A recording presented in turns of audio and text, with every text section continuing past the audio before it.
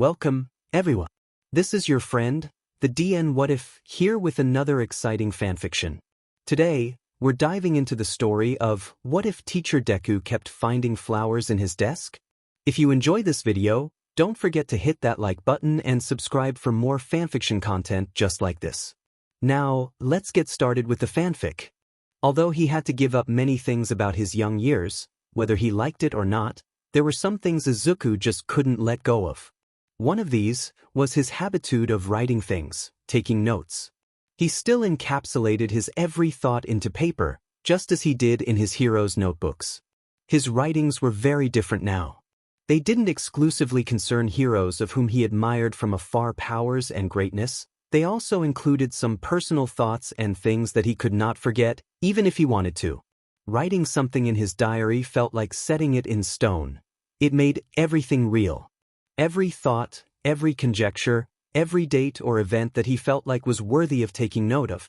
His notebooks were his soul captured by the material, and he still felt like a kid whenever he took a pen in his hand and made the pages turn and brush against his calloused fingers. He was often lost in thought, another thing that connected his adult self to his teenager years, and his writings had the ability of transposing every thought of his into something that could shape reality. On that specific Monday, he wrote something very important to him, something worthy of wasting ink and paper in his precious diary, a piece of his reality that first day at UA. Obviously, it wasn't his actual first day at UA. He had frequented the school as a student for a little more than 3 years. But that day, it was his first day as a teacher. When Nizu, UA's headmaster, offered him the position some weeks before, just after the previous school year had finished, Izuku didn't know how to answer. Izawa and All Might were sat each at one side of the principal in his office.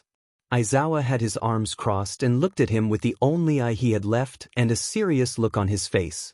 On the opposite side, All Might was smiling brightly, nodding his head continuously at every word that left the principal's mouth.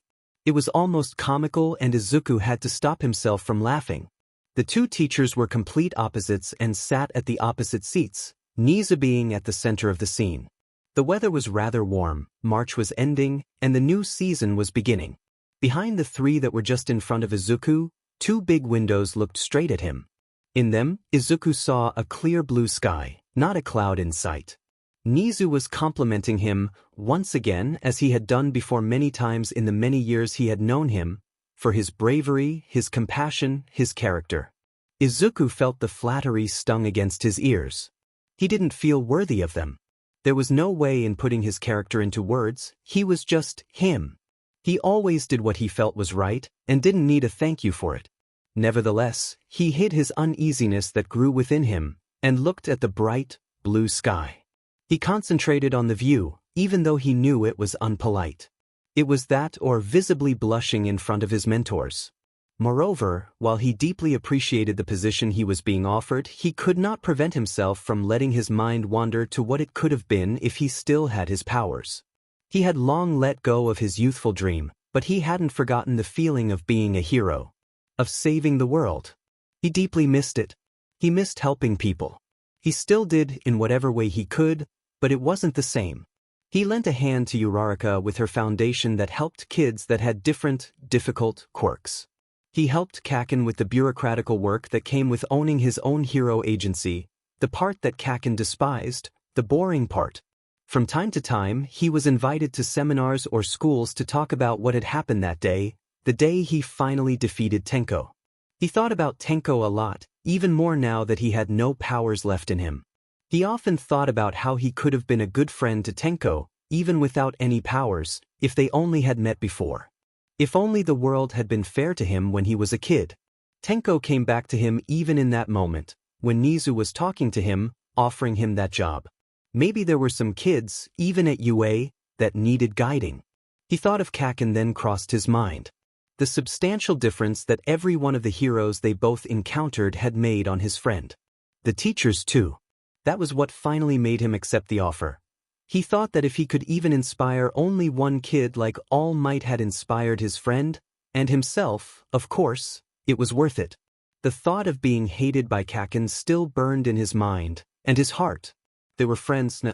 Their rivalry was long forgotten, And once that was aside, a beautiful connection arose quickly and deeply. Kakin still didn't manage to shake off his rough ways, but they were amical now.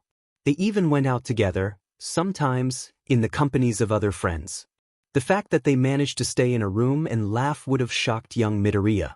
He would have thought it crazy and impossible, and yet, it happened. It had been the natural course of things that brought the two together, and Izuku cherished their friendship much more than their rivalry, as exciting and challenging it had been. Everything was for the better now. Izuku had accepted the job that day, a couple of months before. He was now officially a teacher of hero history and hero studies. He had a talent for it after all. After years obsessing over heroes' powers and their history. After years spent observing, studying, transcribing. Despite having been on the field himself, he still watched other heroes as creatures so far from him as possible. His counterpart in a world that needed saving, even though a bit of that saving had been done by him. He was again in the backlands now. Watching, studying. The day before that Monday, he took some of his old diaries from the library in his small apartment. The first one that fell into his hands was the one of his first year at UA. He grazed the cover of the notebook with his fingers. It was consumed by time and looked a bit yellowed, now. He slowly, carefully opened it, as if afraid of ruining it or erasing some of the writing, and studied the notes like he hadn't written them himself. He began reading, sitting on the edge of his bed. He read the recollections of that day imprinted on the paper beneath his concentrated eyes. His mind wandered between what had been and what it would be, and his past and future collided in themselves. At some point, it was dark out without him even noticing it, and his back was sore and pained, having been in that position for so long. The next day was his first day as a teacher, and he was very well prepared for it. He had files ready, filled with little notes that were going to be useful for his first lesson. They were all tucked nicely in his newly bought briefcase. It was brown and lathery, with a silver buckle. It was elegant and he liked it. His mother had bought it for him as a lucky charm, she said. He knew she just wanted to show him how happy she was that he was ready to move on to another chapter of his life, to show him she was proud of him. Proud of the kid he had been and the man he was becoming. He still couldn't help but feel rather nervous. That night, he had trouble sleeping, reviving in his mind the notes and papers he had stashed in his newly bought brief. When he closed his eyes, thoughts of his old notes and new notes were united in his mind, confusing him, agitating him. The notes danced underneath his eyelids, and his mind, all throughout a deeper state of sleep, was uneasy. He tried to suppress the thoughts, but they came back at him every time stronger. In the morning when the alarm awoke him, he felt as if he hadn't slept a wink all night. He put on a suit he had bought for the occasion some days before. He had actually bought different suits. They weren't too elegant or too casual, they were perfectly fit for a respectable teacher. He was still young but already dreamt of being respected by his students. He wanted to look neat, clean, and professional. He had rarely worn a suit before, only a handful of times, on special occasions. He usually dressed much more casually. After an afternoon and some money being purposely spent, he had practically renovated his whole wardrobe with elegant attire. Office siren, the young woman that helped him in the shop, had said, even though he didn't quite grasp the meaning behind her words. He smiled and put on whatever she handed him, and bought everything she said looked nice on his frame. The suit he was wearing that day was navy blue with lighter lines that crossed it vertically. He wore a light blue button-up underneath, paired with a red tie. He thought he looked quite nice, seeing his reflection in the mirror. It was different from his usual, but it was still nice. He had some old shoes on that he had never wore before, but that fit him still. They were black, shiny and elegant, and they practically looked new. He put them on, grabbed his briefcase and left the apartment. He took the bus to the school. The travel was fairly short, and soon he arrived at his new place of employment. The job was new, but everything else felt so familiar. As he entered the courtyard, he retraced his steps from years before, filled with anxiety and excitement at the same time. Step after step, he relived his emotions as they burned anew inside his heart. This was a new beginning. Fully immersed in his thoughts, Izuku didn't hear the voice that was calling him. "Hey, nerd!" Kakin shouted in front of him. Izuku was quickly brought back to reality. His friend was standing in front of him, his arms crossed. He had his usual corrugated expression. He became softer with the years, but his eyebrows never seemed to relax. Maybe a year before, at a hero gathering where he had been invited, Izuku had overheard Emi lady scolding Kaken, saying that, "If you never let go, you'll have wrinkles on your face by the time you're 30, lightly touching in circles the top of Kaken's nose. Kaken had only given her a loud, "Tsich," but Izuku had secretly smiled at her comment. Now, in front of him, his trademark expression was the same. He was wearing his upgraded hero suit, where once had been enormous gauntlets shaped like bombs, now he had thinner, lighter ones. His skin wasn't showing like before. His biceps and shoulders were covered by a dark black fabric that hugged his muscles up to his neck. The orange X on his chest was the same. It crossed his pecs and accentuated his waistline, helped by the dark color that stood in stark contrast to it. Standing in front of him, Izuku could still see the two strings that hang behind his head. They looked like fuses, ready to be ignited whenever Kaken felt the need. It wasn't the first time he had saw him wearing his new suit, but this time Izuku pondered on the fact that it was very fitting for Kaken. The suit, much like his personality, had been changed by time. Kaken had let go of everything heavy, that slowed him down, and was now shaped differently, presented him differently, to meet the changes of his heart. Moreover, Izuku thought he looked nice. Even though, maybe, the fabric was intended to cover the big scars that surfaced his whole arms, it molded to his strong muscles. While Izuku's frame had become lighter since he had stopped his hero training, Kaken had become bigger and manlier. He really looked handsome. "Kaken. Sorry, I was thinking." Izuku excused himself. Kaken observed him. "First day jitters?" he asked, maybe too nicely. Izuku looked him in the eyes. "Yeah, I think so. It'll be fine, just don't be a fing idiot in front of the kids." Kaken crossed his arms, imitating the orange shape that sat upon his chest. Izuku chuckled. "Yeah, thank you." That snarky comment brought Izuku back on his feet and released some of the tension that had been building up inside of him. "What are you doing here anyways?" Izuku wondered. It was early in the morning, and the last person he expected to see was Kaken, leaving the UA building. Had some things to discuss with All Might. The scar on his cheek contorted for a moment as Kaken yawned. "Oh, okay," Izuku answered. He thought it still weird, but there was no point in asking him anything else. "I'll head inside. It was nice seeing you." Izuku waved his hand at Kaken and then quickly went inside the building.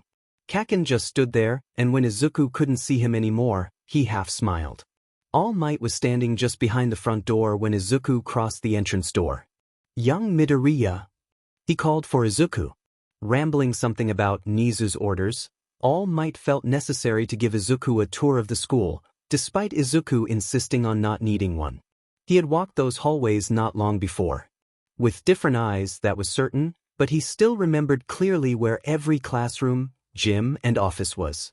As much as All Might insisted on it being Nizu's idea, Izuku knew the reality that stood behind the gesture. All Might wanted to spend that important morning by Izuku's side, helping him, guiding him. That was why Izuku hadn't protested that much about the tour, besides some polite comments about not wanting to disturb him. After some time pacing through the corridors, deliberately slow movements accompanied by peaceful chatting, mainly about life and school, heroes and villains, and even the weather, All Might showed him to the teacher's room. It was a small room. There were others much like that one for the remaining heroes and teachers that didn't fit there. The walls were painted a soft indigo-like color, and they were split open by big, clean windows. Beside them, posters of school activities, sports, and heroes events, mainly, and boards filled with the teachers' schedules and timetables were scattered across the room's walls. On the floor were positioned 2 rows of desks neatly positioned one in front of the other, that pretty much occupied the entirety of the room, except for some tables placed against the walls, and occasionally, some decorative vases filled with lush, green leaves devoid of flowers. All Might pointed to one of the desks, emptier than its neighbors, on the far right of the second row. "That is all yours, young Midoriya," he said, smiling widely. He patted Izuku's shoulder assertively, then gently pushing him towards his own, teacher's desk. The desk, the same as all the others, wasn't very large. It was modest and neat. There was a black computer and a mouse, some textbooks the school had provided for him, and a penholder filled with pencils, all perfectly sharpened and marked UA. Izuku grazed the top of the wood with his fingers, then knocked on it. He didn't know why he did it, but he looked at All Might and found the man smiling. Maybe he understood the reason of the gesture better than he himself could. His eyes scattered from his own desk to ones placed beside his, studying the contents of the objects placed on them.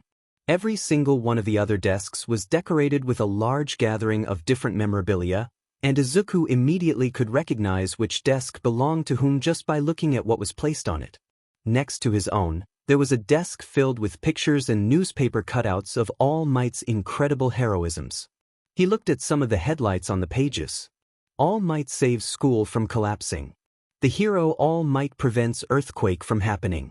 Everything there is to know about All Might. What's his favorite ice cream flavor? And on another one, heroes All Might and Great Explosion Murder God Dynamite join forces to stop Great Villain All for One. Of course, that was definitely All Might's desk. All Might watched from the side as Izuku studied his personal space. While continuing to look, Izuku thought that pictures were nice too. They all depicted happy moments.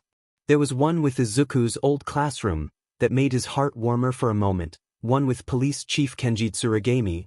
The two of them were in a bar, drinking and laughing at the camera, and one that saw All Might standing on a pile of rubble from a collapsed building. He was carrying in his arms what looked like 5 kids. All were smiling. One picture in particular caught Izuku's attention. It showed All Might getting his hair ruffled by an older woman. They were both laughing. They looked happy. Izuku recognized her. She was Nana Shimura. I still miss her, you know, All Might said, noticing Izuku's concentrated gaze on the photo. Izuku raised his gaze to meet All Might's. That's what I'm trying to do here. All Might pointed to the woman in the frame. What every teacher is trying to do. Become good mentors. Like she was. He continued. Izuku nodded. He didn't know her well, he had only met her in his head, but All Might always spoke of her with the highest recognition, and Izuku knew she had been a really an impressive mentor, just as she had been a heroine. All Might was right. He got it for a moment. He understood what he was saying. All Might put a hand on his shoulder, tapping it lightly. He knew too, for all the trust he placed in Izuku, that he understood. And he was certain Izuku was going to do a good job. The heartwarming moment was interrupted when a thought came back to Izuku. Have you seen Kaken this morning? He asked, just to ease the itch that, the whole morning, had been aching in the back of his mind. All Might widened his eyes and the hand that was patting on Izuku's shoulder fell to his side. Why, young Bakugo? No, I didn't. Why do you ask? All Might answered, smiling nervously. There were rare occasions in which a hero like All Might could be seen all embarrassed and uneasy, and Izuku knew it very well as he knew his mentor very well. Those reasons usually concerned romance. He didn't know why, but when romance or love was mentioned, All Might felt always, almost queased. Izuku was confused. He clearly had seen Kaken just a couple of hours before, and his friend had told him he had to speak to All Might. Oh, well, I met him when I arrived, and he said that he came here to see you. He added, explaining his previous question, still puzzled by All Might's answer. All Might stayed silent for a moment. Oh yeah, young Bakugo was, he just wanted to check in with me. Just small talk with an old friend. All Might resumed patting Izuku's shoulder, but this time with a stronger wrist, more awkwardly. He looked like he wanted to convince himself of his own words. I'll better go. Have a good day, young Midoriya. He ended the conversation abruptly, and then he left the room, quickly walking away. It seemed more a run than it was a walk. Izuku was confused by his nervousness but ultimately decided not to investigate the matter. He had a lot of things to think about, and he knew All Might and Kaken had a profound bond, much like All Might and himself. Maybe they talked about something personal, and if neither of them wanted to share it with Izuku, that would have been fine all the same.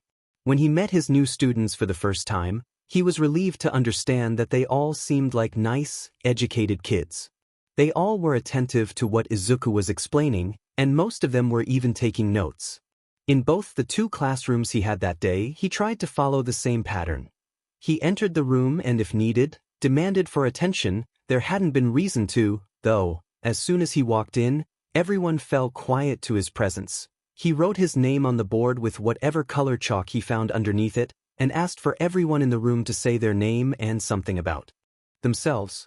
This was useful to him, as to remember every student, and to the first-year class he attended, as to everyone to get to know each other. It was, after all, the first day of school for them too. Then he had to say something about himself too. As much as he liked teachers like Aizawa, he desired his approach to be a little different. He wanted respect, but maybe also to be liked. In the first classroom of the morning, a second year, he had said, "I like taking notes about heroes." It was true but also very generic. The kids seemed happy to get to know him, but also not very surprised by what he had said. He was a teacher after all. Still, when everyone had shown little pieces of themselves to the others, the lesson had begun. In his second classroom, he decided to take a different approach. He thought of something that was a little bit more NTMT, something that could get him closer to their level, closer to them. "I like flowers," he said. At first, he was afraid that had been far too NTMT. He had never told it to anyone before. But the younglings smiled. The students, this time, seemed more grateful for his confession, keener to him. By the end of the day, he had barely had enough time to eat his lunch. He already wanted to prepare homework for his students and new, more detailed, files to present to his classes the following days. By the late afternoon, he was finally ready to take off and go home. Sat on the chair at his desk, he realized he had forgotten something. He opened his briefcase and pulled out the old notebooks he was reading the day before. His notebooks. He neatly tucked them between the textbooks the school had given him, the ones he took to class just that morning. Then he pulled out a framed picture. It showed his old classmates, all reunited. At the center, there was their teacher, Aizawa. It was almost amusing to think that now they were colleagues. They all looked happy. Well, except for Kaken. His expression wasn't exactly that of joy. But Izuku thought surely he felt happy as well. He put the picture next to the computer screen. He then finally pulled out the last of the things he had prepared, pencils and pens he thought he would have needed, not knowing that there were already a lot of stationery items provided by the school, so much so that his writing materials didn't even fit inside the pen holder. Pondering on where to put them, Izuku opened the unexplored drawers on the side of the desk. He opened the first one, and he dropped the objects he was holding in his hand. He realized a second too late that the drawer was already occupied by something else. It was a flower. Izuku grabbed it by the stem, studying it. It was a yellow tulip. He slowly made it spin, holding it with his index and thumb. Why was a flower there? He looked at it intently. Had it been left there for a reason, or was it a mistake? It was unlikely that the flower had just walked itself into the drawer, but maybe it was for someone else and had been placed inside the wrong desk. Was it the work of one of the students? It was almost impossible. The school didn't have any tulips planted anywhere, and that was freshly cut, as it seemed. That flower had been picked, or bought, that morning.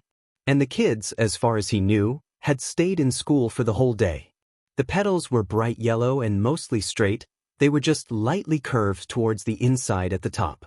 Izuku brought the flower near his nose and closed his eyes, breathing in. It smelled nice and not particularly strong. It wasn't a pungent odor. It was soft and fresh, and it tingled Izuku's nose in a good way. It was smooth in a way. Izuku traced one of his fingers from the top of the petals to the uneven cut at the base of the stem. The stem wasn't very long. It had probably been cut to fit inside the drawer. There were no leaves at its base. It was really pretty and he liked it very much. But Izuku still couldn't let go of the idea that it wasn't meant for him, that it probably had been put there by mistake. He looked around him. He was alone. All the other teachers had probably already left, or they were busy somewhere else in the school. He thought about it. Was it bad to keep it, even if it wasn't for him? It was so beautiful. And finding it had been such a nice way to end his first day as a teacher at UA. And he thought even if someone had made a mistake, it was still in his desk. He was, in a way, justified to think it was for him. He ultimately decided to bring the flower home. He carefully wrapped it in a fabric tissue that was stored in his briefcase, and he put it in the right pocket of his jacket, hoped it would have preserved its beauty that way. He moved with extra care the whole travel back home, trying not to ruin the precious treasure that was stored in his jacket. All throughout the ride, he felt as if the people around him somehow knew his secret, the stolen yellow bulb hidden in the pocket, behind layers of tissue. If someone as much as eyed him for a second too long, he immediately became of the treasure nobody else knew was there except for him. For a bunch of minutes, that flower was the most precious thing Izuku had ever owned. He felt bad as he thought of the briefcase that was in his grip. That was his mother's gift. How could a flower left behind by a stranger be more important than that? It was inexplicable and utterly foolish, but somehow it was. He felt it in his heart. From time to time, he lightly tapped on top of the fabric, just to be sure the tulip was still there. When he arrived home, he took off his shoes and loosened his tie as soon as he entered the door. Many thoughts racing through his brain. The heavier one, of course, was the yellow gift he had kept safely in his pocket. He got it, out of the tissue, and observed it once again. The flower, luckily, was still intact. Izuku placed it gently on his kitchen table, as if the bloom was a living creature in itself for which Izuku had been issued the task of saving and nurturing it. Still eyeing the flower, Izuku walked to the bathroom. He washed his hands and splashed his face with some water. He looked at himself in the mirror. Who would gift someone like him flowers? The enormous scar on his face had destroyed his innocent, young boy look. He was still in his 20s, but he was covered in the signs of countless battles that weighed heavy on his skin. He had destroyed his body for a greater good, and now it felt impossible for someone to appreciate his appearance. God forbid, think he was attractive. Rationally, he realized that flowers aren't only gifted to someone you love or someone you want to have a relationship with, but there was something about the gift that just gave him that idea. He thought it was a very romantic gesture to gift someone flowers. And nobody had ever gifted him flowers. But he secretly liked them very much, as he had confessed to a bunch of students just that morning. Maybe that had been a mistake. For an instant, his cheeks reddened and he felt completely naked. But, after a moment longer, he realized that the closeness he now had with that bunch of students was worth it. They had to see him on their level in order to respect him. Izuku strongly believed in that. He didn't properly dislike himself. He just knew he wasn't everyone's type. And he certainly was not the type to gift flowers to. Flowers were beautiful and soft and nice to touch in a way that he was never going to be anymore. He shook his head to kick away those thoughts and paced back into the kitchen. The flower was still there. It wasn't a fruit of his imagination. It was real. Even though it surely wasn't meant for him, Izuku was now fully convinced of this. He still clung onto it.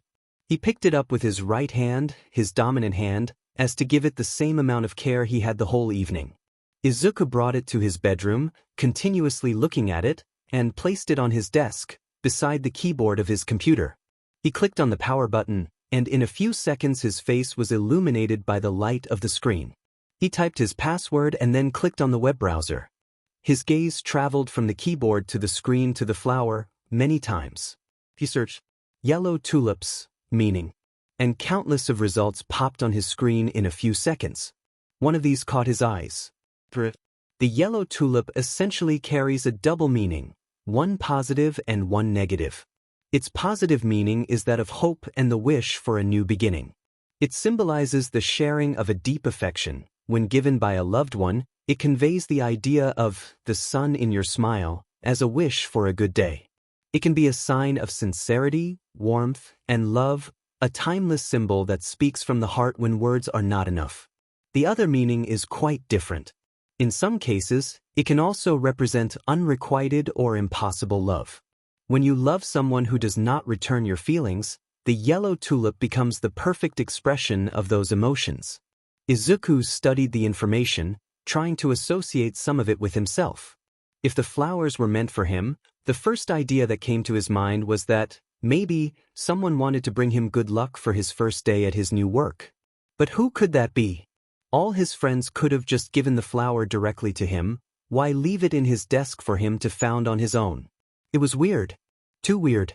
He put his knuckles on his temples and let his head rest in that position, his fingers pressing against his closed eyelids.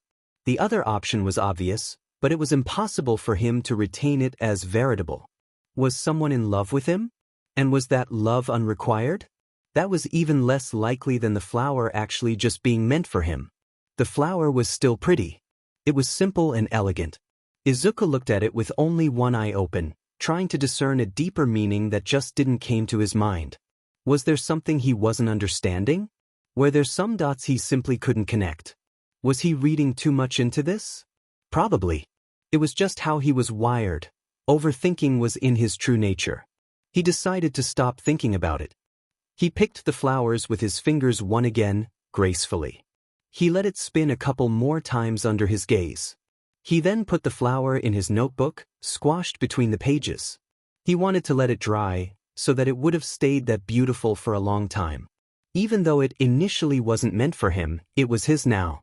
Izuku got up and in some steps, he closed the distance between him and his wardrobe. He opened it, many thoughts racing speedily in his brain. Inside the wardrobe he found what he expected: his old clothes, his casual clothes, and his new clothes, his formal clothes, folded in perfect tidiness one next to another. In a drawer on the bottom were stored his nightgowns and underwear. Izuku got off of his work clothes and put them in the laundry basket beside his bedroom door. He put on his pajamas, dragged himself to bed and laid down without eating any dinner. The mystery of the flower occupied his mind to the point of forgetting to eat. Still immersed his thoughts, sleep subsided him. He slowly shifted away in a land of thousands of yellow tulips.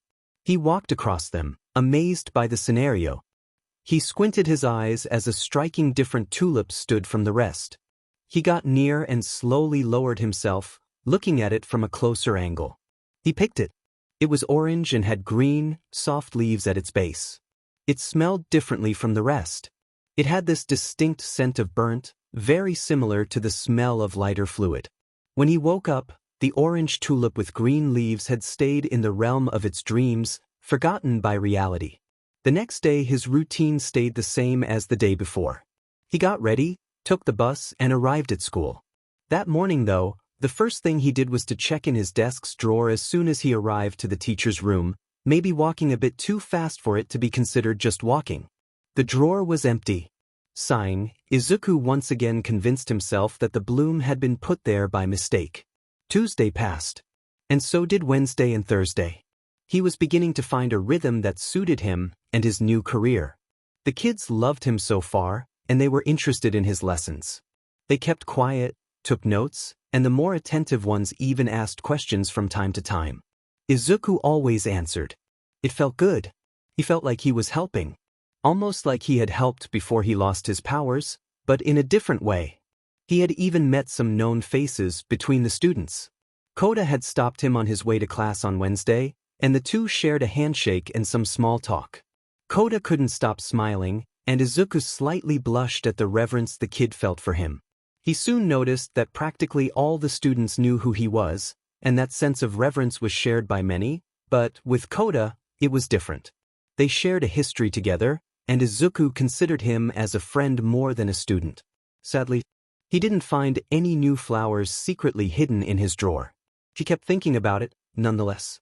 He knew he should have just forgot, but the bloom popped into his mind whenever he least expected it. Moreover, he kept noticing yellow things. A backpack of one of his students when he had walked into class, the uniform of some workers that were fixing a leak on the street his bus drove through, a yellow tie hidden in the back of his wardrobe.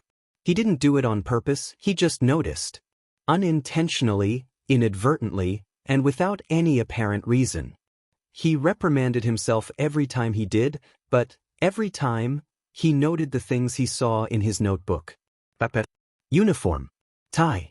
Aizawa's goggles. Yellow peppers, street market. Egg yolk, breakfast. Graffiti. Sun. Beside his writing he roughly sketched little dancing tulips. In the span of a few days, the list became longer and longer. It kept growing without him even heeding it.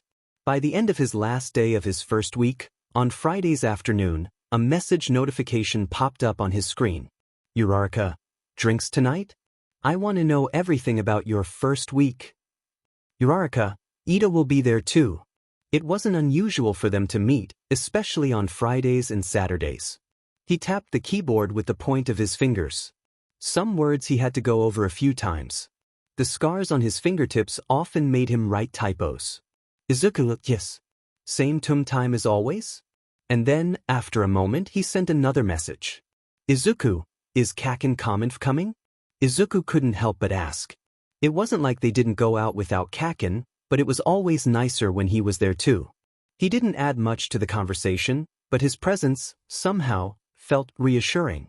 Kaken didn't drink anything either, but his company was always appreciated by all members of the party. Especially Izuku. One time, even though Izuku didn't remember it all that clearly, when he had drunk too much because it was Uraraka's birthday, Kaken even accompanied him back home. Just to be sure he didn't die tripping on his own feet, Kaken had said. That he remembered. Everything else was quite blurry. Izuku looked at the screen, waiting for an answer that came only after a few seconds. Uraraka, same time, smiley face. Then, replying to his question about Kaken's presence. Uraraka, I don't know. Uraraka, you should ask him. You know he only answers to you. Kaken and phones weren't exactly two pieces of the same cake. He swiped right and then down, looking for Kaken's chat. There were few messages in it, mostly ones confirming if he wanted to come out for drinks with him and Uraraka, or Ida. Sometimes, more rarely, Kaken had asked him if he wanted to meet up with him and Kirishima. Izuku, me, Uraraka and Ida are hanging out tonight. Izuku, do you want to come? Realizing the double entendre only when he had hit send, he blushed and added. Izuku, will you be there? He waited for an answer, biting his nails. It was an old habit, and his fingertips probably resented their owner for years and years of torture. When some time had passed, Izuku realized that Kaken wasn't going to text him. He placed his phone, face down, on the top of his desk. The desk he had now fully decorated.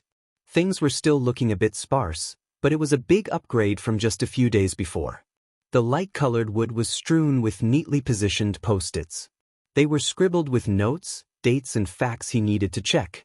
Things that had briefly passed his mind and that he captured in bright paper to remember them better. He added some photos too. The one he had brought on his first day, and another too. One was a picture of Izuku and his mother, on vacation. They were happy, smiling and slightly tanned. The other was a picture of him and Kaken. It was the photo they had taken on their graduation date. Originally, the portrait included all their other classmates, but Izuku had zoomed on the two of them, one next to another, and had printed and framed it. He didn't know exactly why he had done so, but the photo captured one of the rare moments in which Kaken was smiling. He thought it precious and deserving of the special treatment. He looked at it intently. It was so rare, that smile, his friend's smile.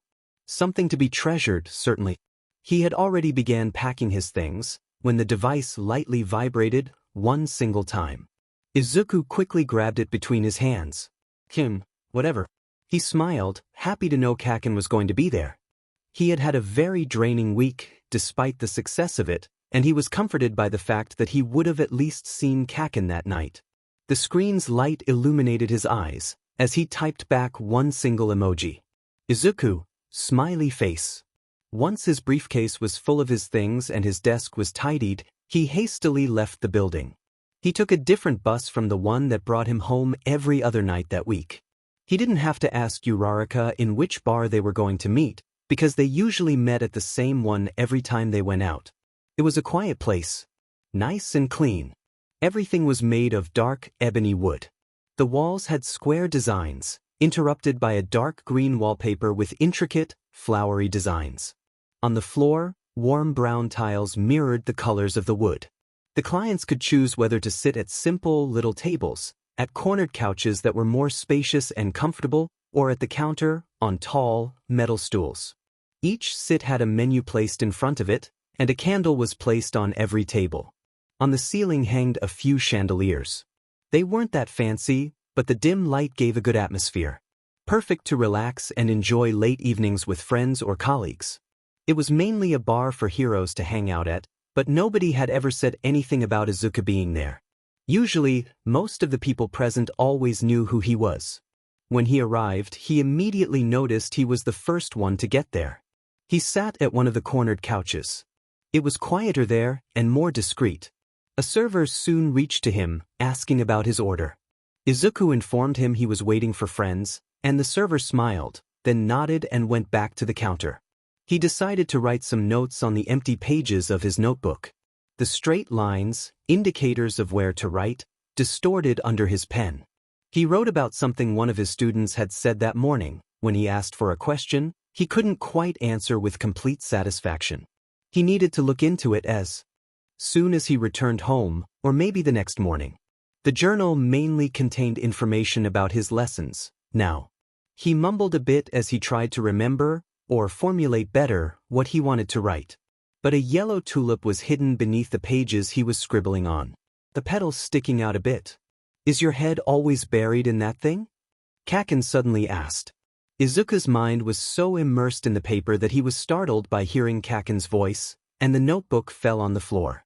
The tulip, demed rascal, escaped the privacy of the pages, and fell not too far from the journal, just near Kaken's feet. Its color was less bright, and the scent was almost gone now, but it was still beautiful, even in that position, lying on the floor beside his friend's shoes. Izuku's cheeks turned red. He knelt on the floor, gathering the notebook and its secret treasure as quickly as he could. It was fine fantasizing about the flower's mysterious story when he was alone in his bedroom, or when he waited for the bus, or when he ate, or when he showered, but it was a very different thing trying to explain to Kaken how he had obtained the bloom. In his head, countless different ways of how that conversation could have happened rushed. He would have had to admit that he had stolen it, even though he had found it in his desk's drawer, that he lived the romantic fantasies of someone else through a symbol of love that had been mistakenly put somewhere it didn't belong. Izuku would never hear the end of it. He already imagined the teasing. While his cheeks felt warmer and warmer, Izuku tried to explain himself, still on the floor. His gaze was fixed on the reason behind his fluster. I was just Dash. But he was interrupted. Once a nerd, always a nerd. Kaken declared, not inquiring on the object that had fallen on the floor. Izuku's gaze rushed up, and his eyes went straight for Kaken's. His friend wasn't looking at him, but he clearly saw a gleam in his eyes, and an ever-so-light grin in his mouth. Kaken had saw the flower, of course, and Izuku felt the blood on his cheeks even more strongly. But not another word was spoke about it. Kaken passed his kneeling figure and sat on the couch in front of where Izuku was sitting just moments before. He spread his legs and crossed his arms. Kaken looked around the room, as if something had suddenly caught his interest. His eyebrows were almost relaxed. With the embarrassing moment being behind him, Izuku was able to somewhat recollect his composure. He got up from the floor and sat back at his place, putting the notebook in his briefcase. "You shouldn't say that, Kaken. Not now that you're a hero." Izuku reprimanded him. Kaken shot a questioning look at him, his eyebrows back in the place where they belonged. He looked Izuku up and down, as if trying to understand if he was serious or not. "I'm not one of your students. I can say whatever I want," he stated firmly. Izuku rolled his eyes a bit and smiled. He didn't feel like arguing back, and he stayed silent. His cheeks were slowly turning back to their normal color. Kaken was dressed in casual clothes, ridden of the suit Izuku had seen him in just that Monday, a few days before. He looked nice. He was wearing a large, oversized black t-shirt. While the piece of clothing was clearly, intentionally, too big for him, his pecs were still showing a bit. His strong, muscular arms sure were showing. The scars on them flashed under Izuku's stare. He also had baggy, but elegant, pants. Izuku couldn't quite see it under the weak lights, but they looked like they were of a dark, brown color. Kaken's shoes were elegant. Shiny, black Oxfords. Their point was square. He looked very nice. Izuku reprimanded himself for not going back home to change in a better outfit. He was wearing his work clothes, a light, grayish suit, a white button-up and a red tie. He looked misplaced, next to Kaken. When Izuku noticed he was staring at his friend, his face flushed. Kaken surely had noticed too, as his eyebrows were even more pushed towards the center, if possible. Luckily, after a few brief seconds, Uraraka and Ito were approaching their table. Izuku sighed in relief when he noticed they were dressed in work attire too. Both still wore their heroes' suits. "Hi." Uraraka greeted them. "Good evening." Ida added. "Hi guys." Izuku answered. Kaken said nothing. The server finally came back, and they ordered some soju, as always. Though they never drank much. Hanging out at the bar was just an excuse to be together and chat. Kaken didn't often talk or interrupt, but when he did, it was mostly to tease Izuku or Ida. Light conversation and chat set between the four, and Izuku didn't wait very long for the question he was expecting to be asked to arrive. "So, how is it?" Uraraka asked him. "Being a teacher." She explained. "Yes. I was so satisfied to learn that you began teaching at UA. You're the right person for the job." Ida commented. Kaken looked straight at Izuku. He didn't want to show it, but he too was eagerly waiting for Izuku's answer. "It's nice." Izuku finally answered, after a moment of pondering. He put his hand under his chin, thinking about his first week working at UA. "I think the students like me. They ask questions and take notes." He continued. Uraraka interrupted him to ask, "Hero history, is it?" "Yes. Hero history and hero studies." Izuku nodded. "Only someone like you could teach something so boring." Kaken finally spoke. He crossed his arms on his chest, imitating the lines on his suit. Uraraka chuckled. Izuku smiled, looking down at the table. Ida came in his defense. "I strongly disagree. It is a very interesting subject. I deeply liked it when we were students ourselves. And Izuku is maybe the most prepared person in Japan on the matter." His voice was strong, and he agitated his arms in quick movements. "Thank you, Ida." Izuku said to his friend. "I am prepared on it." Maybe overly so, he thought in his head. "I think I've been preparing my whole life for something like this." "I'm glad you're happy," Uraraka said, taking one of Izuku's hand in hers. She left it after a moment. "How's working with your old teachers?" She continued. "I don't think it's very different from you all working with your old mentors. It's a bit strange sometimes, but we're adults now." Izuku explained. He looked at Kaken. "Kaken, don't you sometimes work with Best Jeanist?" Kaken looked back at him. "Only when that ancient relic can put up with my pace." It answered. "Oh, you're being unfair tonight, Bakugo." Ida snapped. "Best Jeanist is one of the most respectable heroes of the old guard." "You said it. Old guard. He should just retire or something." Kaken concluded. Izuku knew Kaken didn't mean it. He knew Kaken liked Best Jeanist. He was one of the first who fully believed in his potential. When Kaken came back from his internship under him back in their school days, he had deeply changed. He respected the older hero, but of course, Kaken being himself, he didn't want to show it. Izuku guessed Uraraka was thinking the same thing, and the two of them shared a smile between the fiery glances their friends were exchanging. Ida huffed and the conversation's topic soon changed. By the end of the night, the mood was light, and everyone went home late and happy for the shared companionship. On the way home, Izuku thought about the evening. He thought about how much he appreciated his friends for finding the time to hang out with him. It was something so small, yet so meaningful. Their schedules were very different now that they were adults, and not every one of his classmates bothered to arrange their time to meet up. But Ida and Uraraka always did, and he was grateful for them. And for Kaken too, of course. The weekend passed fast, and soon it was Monday again. A whole week had passed since finding the flower, and when Izuku woke up that morning, he didn't expect things to be any different. But he was going to be very surprised. The second week of his new job felt exciting. Even more so than the first one. His first week had been marked not only by anticipation and enthusiasm, but also by strain and tension. He had been nervous almost every day. Proof of his mental state was his journal, which was full of scribbled messes, more than usual. One day on a page, he had written only, "Check chapter, Vigilantes, Friend or Feigned? Page book, The First Heroes." In bold letters. Really wasn't that important, not as to waste a full page of his notebook on it, but, in that moment, it felt necessary. Nonetheless, it had been a successful first week. Uraraka's reaction to his report on Friday evening had been even more encouraging. Her support was priceless. And if her, and Ida, and maybe Kaken thought he was right for the job, maybe he really was. And he was even more motivated to prove it. Despite his gratification, his obsessive thoughts about the flower didn't help. The flower, the tulip, the bloom invaded his mind like a virus.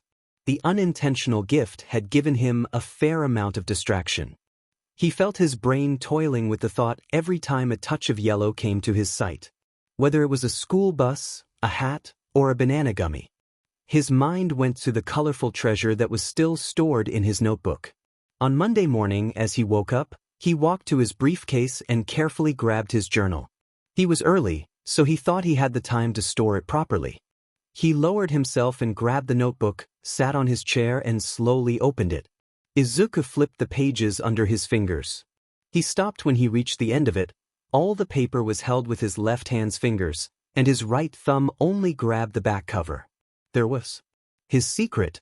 The flower was squashed, and its petals had significantly shrunk.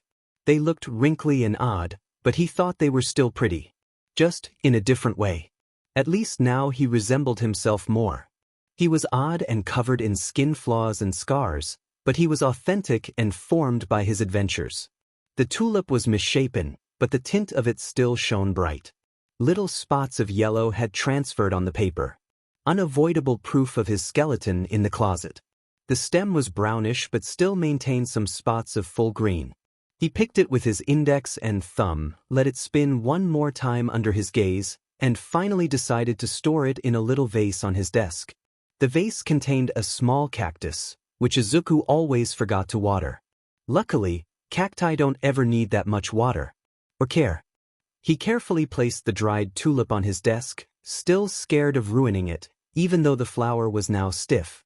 Izuku got up and grabbed the vase in his hand. He threw the contents of it in a small bin just under his desk, and then rinsed the ceramic in the bathroom adjacent of his bedroom. He walked back to his desk, put the vase on it, and then fixed the flower in the vase. The decision to get rid of the cactus was an easy one to make. The tulip was much more beautiful, and considering the amount of time Izuku spent obsessing over it for a whole week, it deserved nothing less than a premium placement on his desk, beside his books. It was very beautiful. Izuku couldn't stop himself from thinking this, over and over. Such a beautiful, pleasant, thoughtful gift. It still burned, in his heart, that it wasn't his. Satisfied with his contemplation of the dried bloom, he paced back towards the bathroom. Step after another, he got himself in front of the mirror. His hair was messy as he had just woken up, and his mind immediately went to Kaken. I look like him. Spiky hair. I like his spiky hair. The thought impacted violently against his frontal lobe without him even wanting to. He saw himself blush in the mirror. Izuku looked away, embarrassed by his own reaction.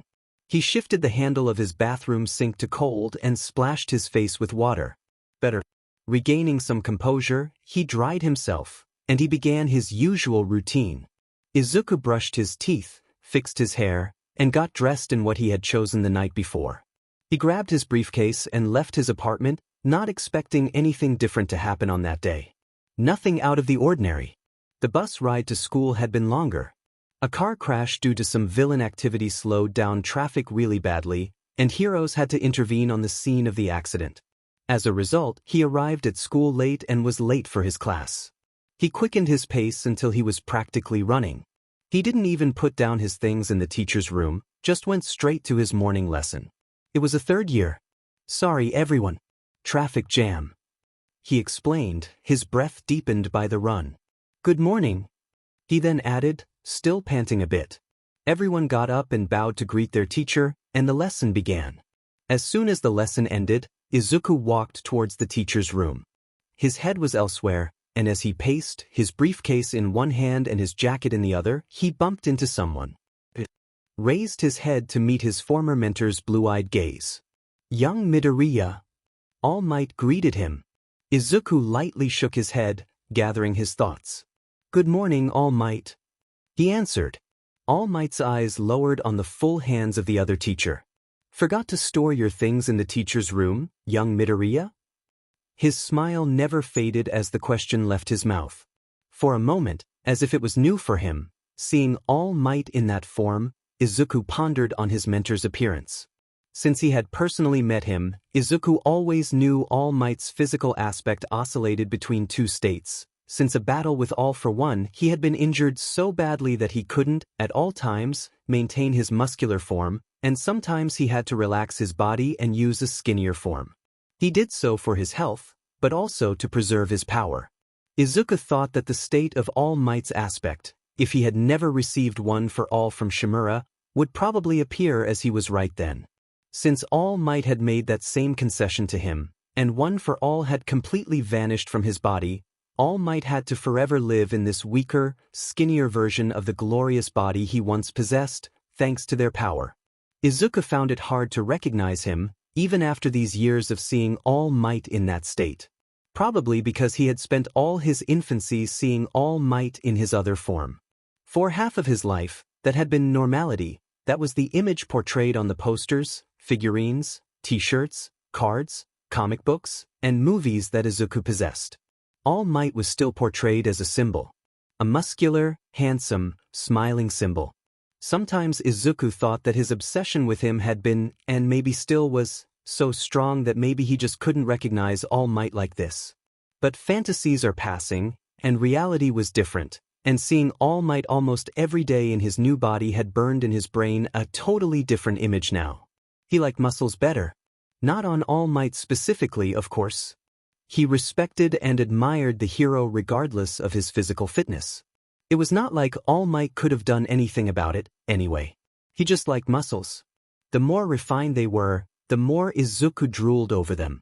There was something, he thought, deeply connected to his obsession with heroes. Something was buried in the back of his brain, where his subconscious worked tirelessly every day. Heroes usually have muscles.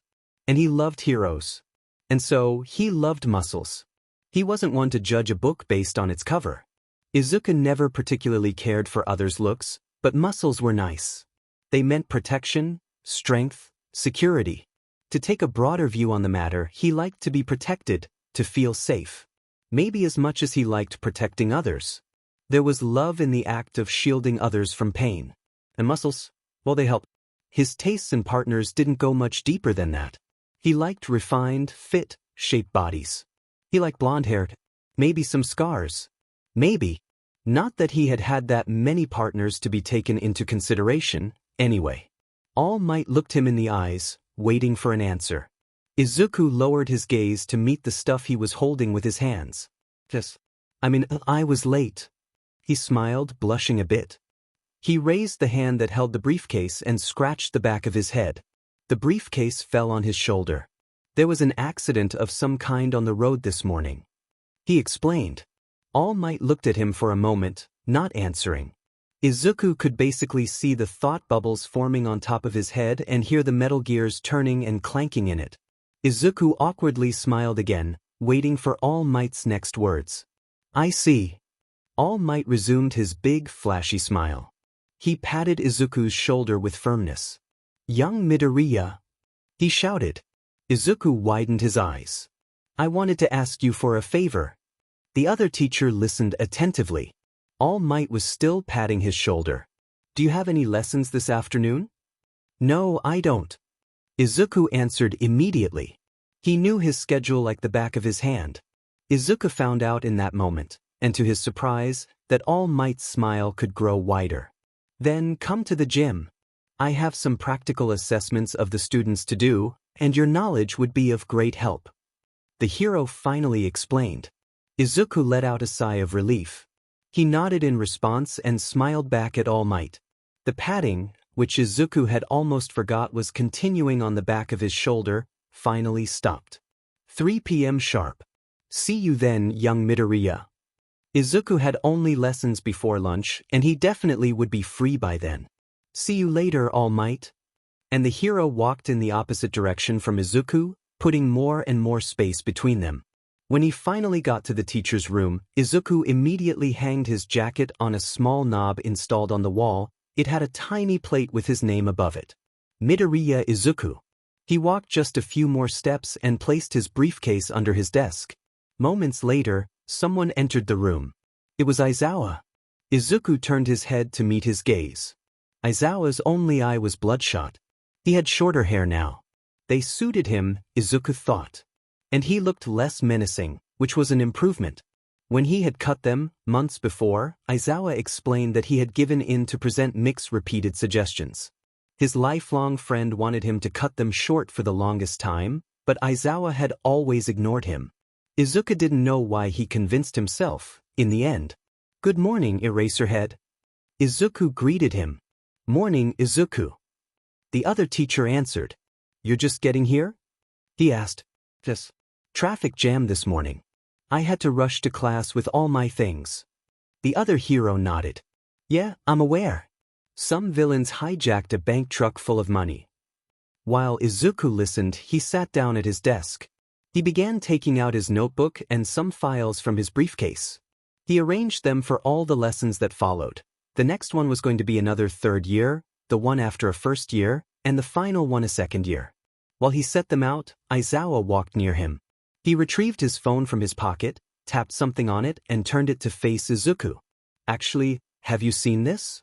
Nothing could have prepared him for what Aizawa was showing him. It was a video depicting the scene that had caused all that chaos that same morning. On the road Izuku had covered on his bus ride. There was a truck in the center of the street, lying on its side against the cement, actively on fire. The villains were at its right, safe from the flames but not from the HNDCFFS. They were being put on by some police officers. Some heroes stood near them, with their backs against the camera. Izuku recognized all of them. Kirishima, Masaki Mizushima, better known as Normal Hero, his water-related quirk resulted useful in putting out the fire, and Kaken. Kaken and Kirishima were talking. Whoever was on the other side of the phone walked near them, framing both of them at the center of the screen. Kaken slightly turned his head and noticed the camera. His eyes widened, fiery with rage, and he shouted, "What are you doing so close to me?" For the strength with which Kaken had said the words, Izuku felt himself get pushed back. He put a hand on his mouth, concentrating on the scene. Kaken was wearing his hero suit. In a moment, Kaken's eyes were red and completely widened. His mouth was large as he yelled at the cameraman. "This ain't some show. You wanna die." Kaken continued. Izuku felt at the same time both sorry and worried for the person filming. I'm sorry." A voice behind the phone said, apologizingly. Izuku read the caption of the video. "Dynamite was scarier than the villains. If you get it, then get lost." Izuku chuckled at Kaken's threats. He found himself smiling without even noticing it. "This is going to drop your old buddy's rank on the chart again," Aizawa said when the video was over, putting the phone back in his pocket. "Kaken," was the only comment Izuku could formulate. "I'm trying to get him to watch his mouth. He still calls me nerd." Izuku added. Aizawa's untrimmed beard followed the shape of his grinning mouth. He chuckled. "Todoroki's going to have a big lead on him now," Aizawa said, scratching his chin. "Well, Todoroki's doing an amazing job out there. He's dealing with incidents day and night and treats all his fans well." Izuku let his face rest on his closed hand, the back of his fingers slightly covering his mouth. He thought about it for a moment. Todoroki and Kaken were so different from each other, both regarding their personalities and how they addressed their job. It was crazy to think that they actually did the same profession. They both helped others, but very, very differently. Todoroki was kind, polite, gentle, and quiet. Did whatever he could to make the best out of every situation, and he did so while always staying calm. There was a reason why his name had almost been cleared of the mention of his father, Endeavor. He was his own hero now. With Kaken, it was more like he just knew you needed help whether you wanted it or not. He imposed his protection upon others. He was rough and had practically zero social skills. Didn't care for being liked as long as he was of help. The thought made Izuku smile again. You just had to know him to like him.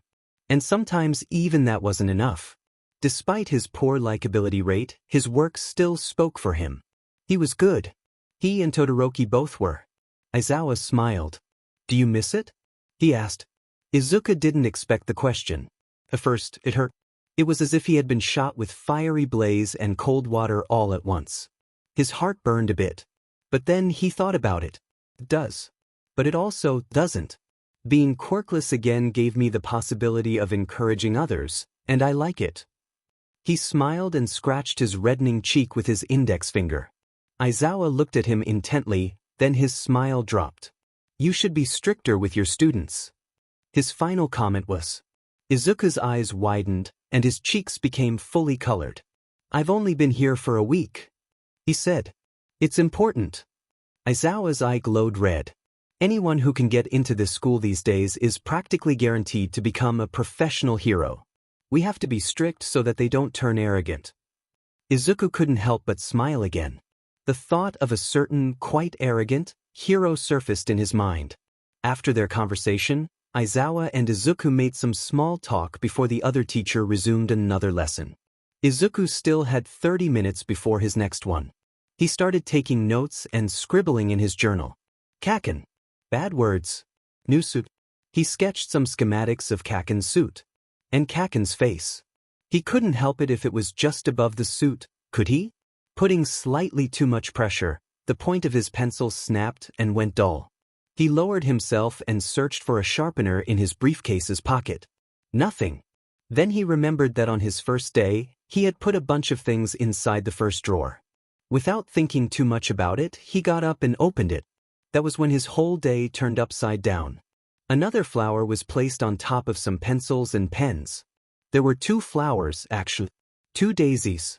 Izuku's heart began racing. It was in that moment that he realized it couldn't have been a coincidence.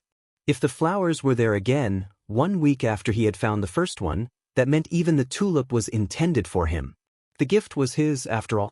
While the guilt he had been carrying the whole week washed away from him, he grabbed both daisies with one hand and put them on top of his desk. For a few minutes, he could just look at them. Nothing else. His brain was working tirelessly like a machine, and it couldn't be stopped. That was until he ever so slightly came back to his senses and turned on his computer. Daisy, flower, meaning. A few taps later, he began reading. Daisies primarily symbolize innocence, purity, new beginnings, and cheerfulness, often linked to childhood and fresh starts. They also represent true love and soulmates because they are composite flowers made of many tiny blooms forming one. 2 flowers blend into one. Izuku's mouth dropped open. He looked at the flowers. Then on the screen. Then at the flowers again. He shook his head and finally closed his mouth. He took the 2 blooms with his scarred fingers. One of them had 20 petals, the other 23. Their green stems were connected at their base. Their petals were white, in stark contrast with the yellow pollen at their center. The tulip came back to mind. What had he read a week before? Impossible love. Now true love. Was someone in love with him?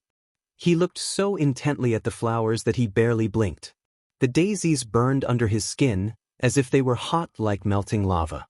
His heart was pounding in his chest so hard that he felt it hit rhythmically against his ribcage.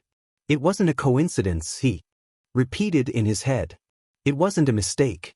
First the tulip, now the daisies. A mysterious person wanted to communicate something to him. But why choose flowers as the means to convey the message? How could this person know how Izuku longed for the gift, how he longed for romantic gestures? The possibilities could be 2.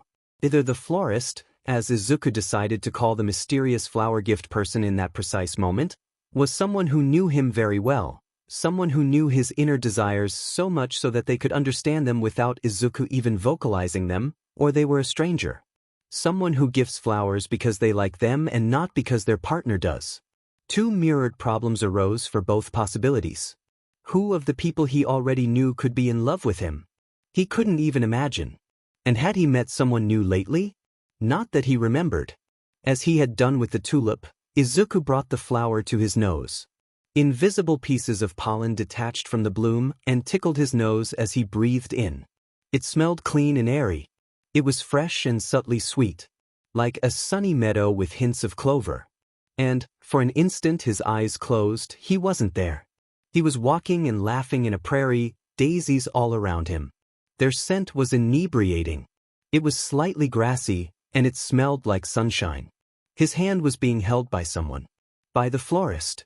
He didn't know who they were, but his imagination worked for him. He imagined blonde hair and big, callous hands. And a smile that more resembled a grin. But it was sweet and warm and safe. He widened his eyes that had been closed since that moment. He shook his head, stopping his mind from processing that image further. He looked at the flowers again.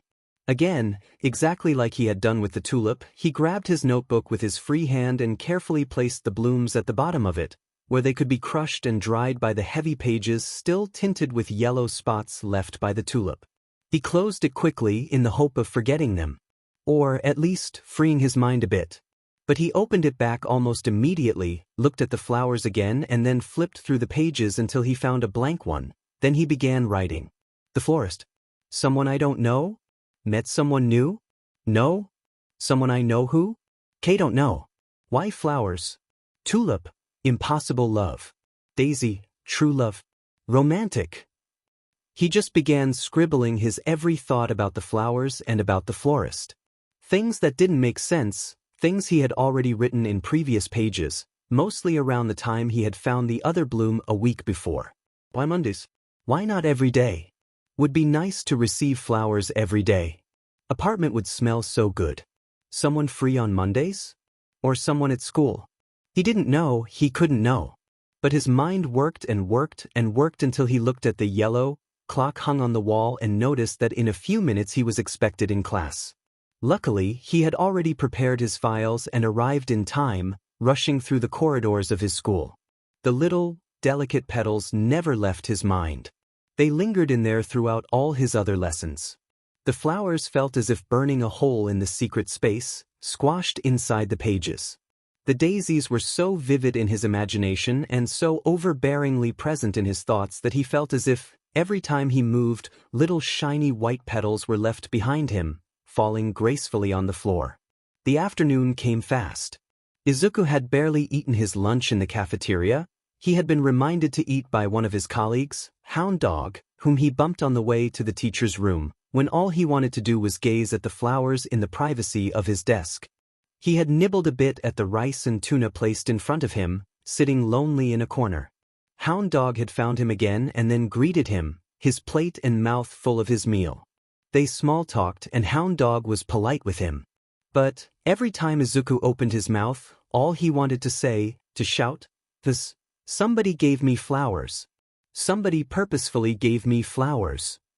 When the mountain of food was emptied by Hound Dog, even though Izuku had barely scratched the surface of his meal, they both got up and returned to work. Exchanging polite goodbyes, the two walked in opposite directions. Izuku was pacing the corridors that led to the gym. Despite everything, despite all the emotions of that morning, he hadn't forgotten his appointment with All Might.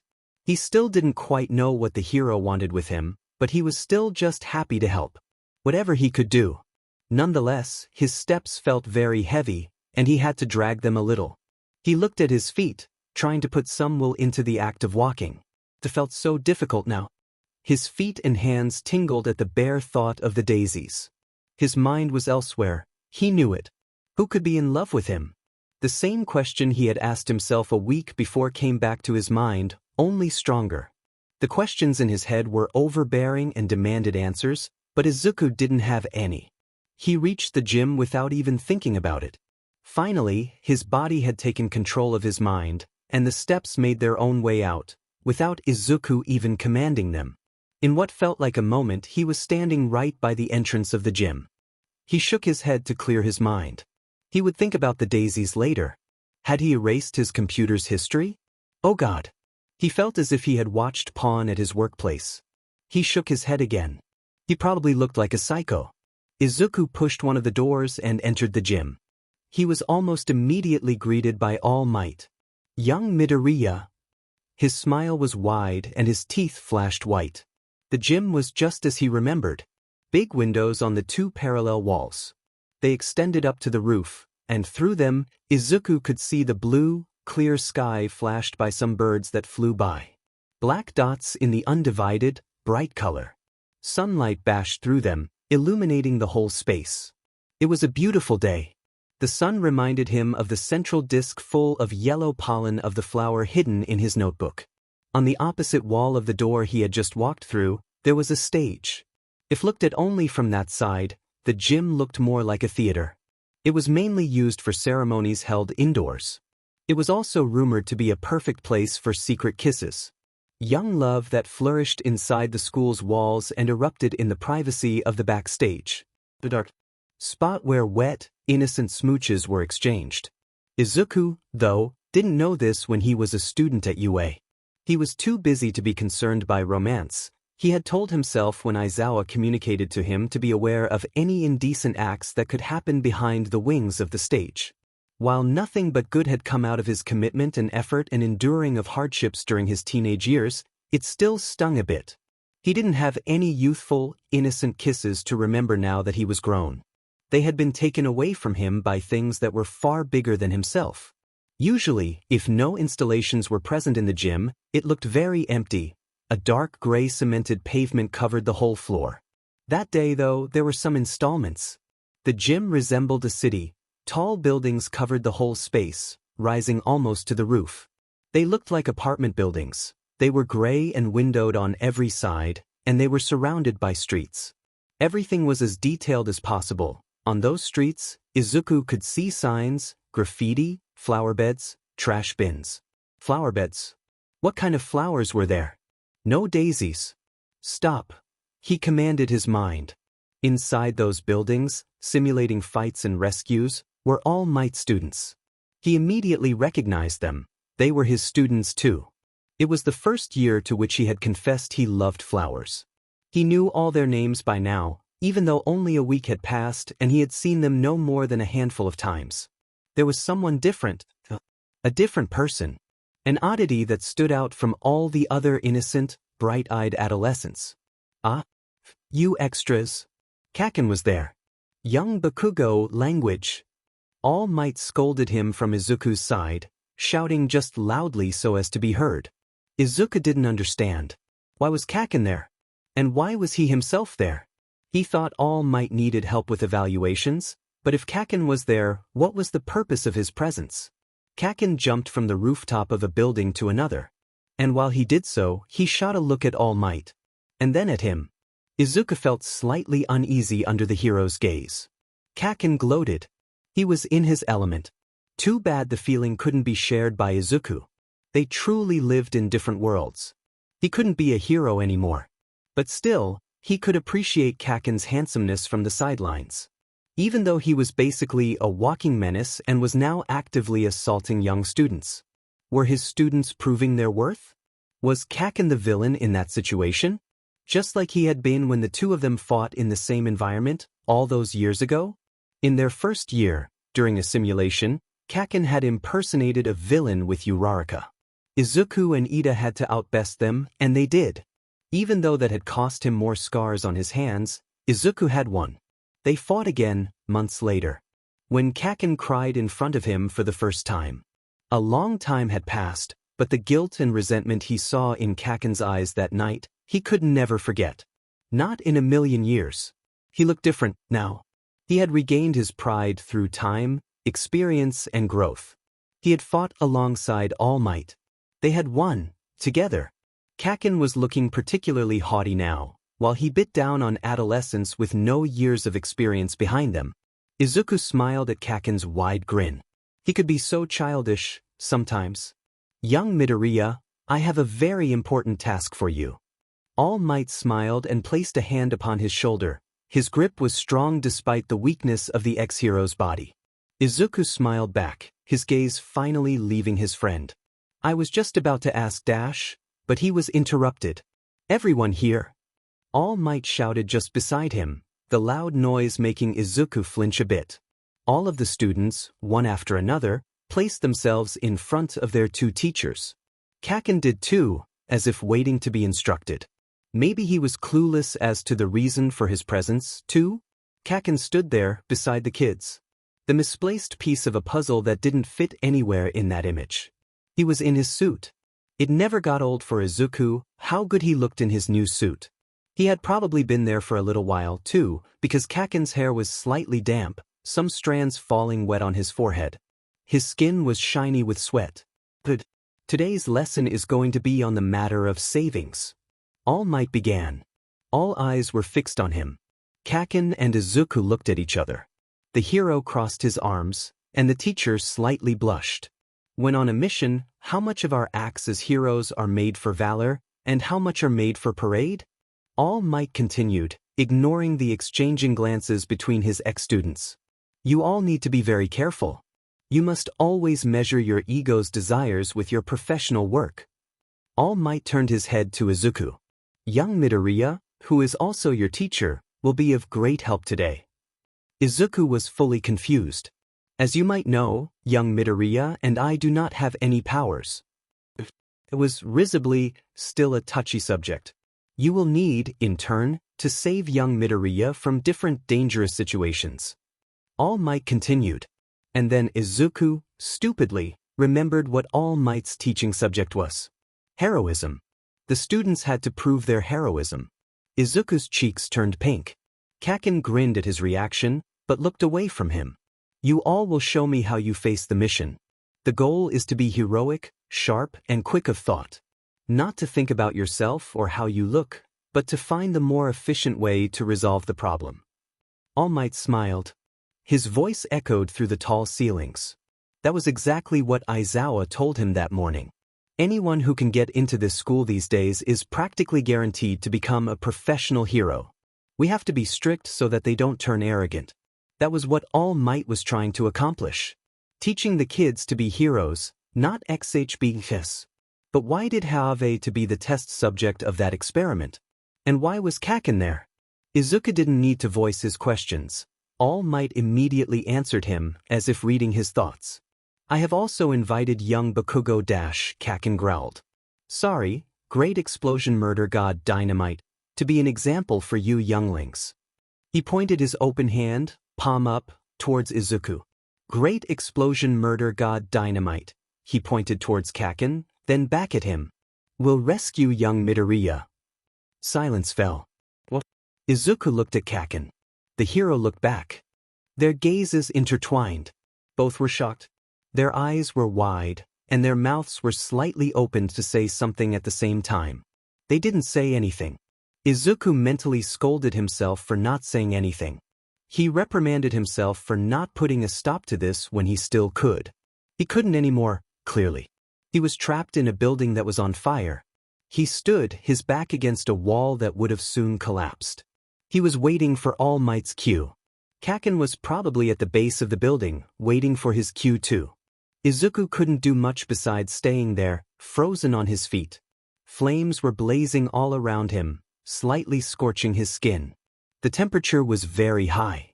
He felt his armpits and hands sweating, even if he wasn't moving. He wasn't scared, but he hoped it ended quickly. He looked around himself. The room wasn't very large, but there were a lot of things that could have gone sideways if Kaken didn't act right. There were only 2 windows. One couldn't have fit a child through it, and another was more of a normal size. Likewise, there were 2 doors. One led to a small balcony, but it looked pretty crumbling, and it probably represented the unsafe, wild choice, and another led to a set of staircases inside the building. It was probably just unsafe, given the raging fire, but it was also safer than the balcony. All trembled under him and above. The modest furniture of the apartment gradually caught fire beside him.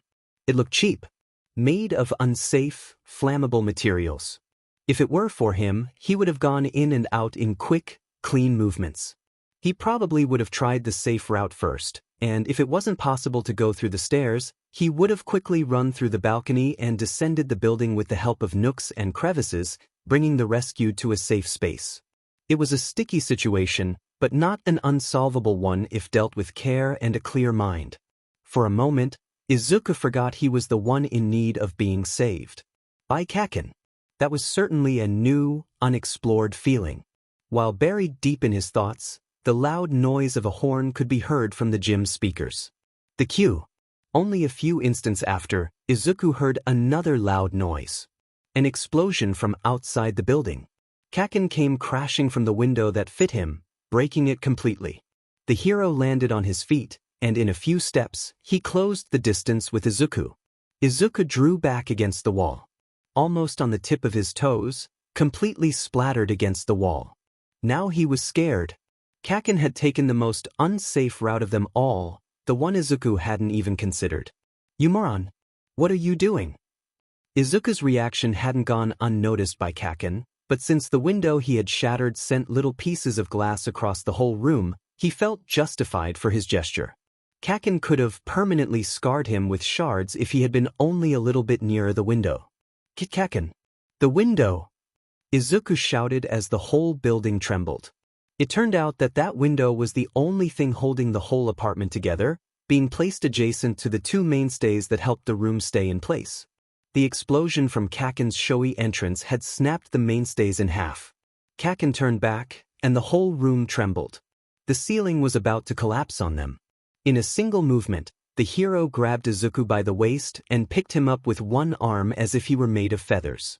Their chests were touching, their bodies grazing one against the other. Izuku, through the displeasing smell of fire and ashes and smoke, could also detect Kaken's scent. He smelled like burning, like lighter fuel, like sweat, like deodorant, like aftershave. He emanated both an odor of forest and burning wood. That was also, most frequently, how Izuku felt near Kaken. Being close to him was like admiring the disaster of a wildfire. The lights so beautiful, yet so destructive. But there was also something else, something so intrinsically sweet. Kaken's scent strongly emanated a smell of caramel. Salted caramel. Izuku, only for a moment, and after that moment he found himself blushing very, very hard, thought about liking his skin. What would Kaken taste like? Would that scent linger on his tongue like he lingered in his nose? Izuku felt against his back and under his other arm the strong muscles with which Kaken held him.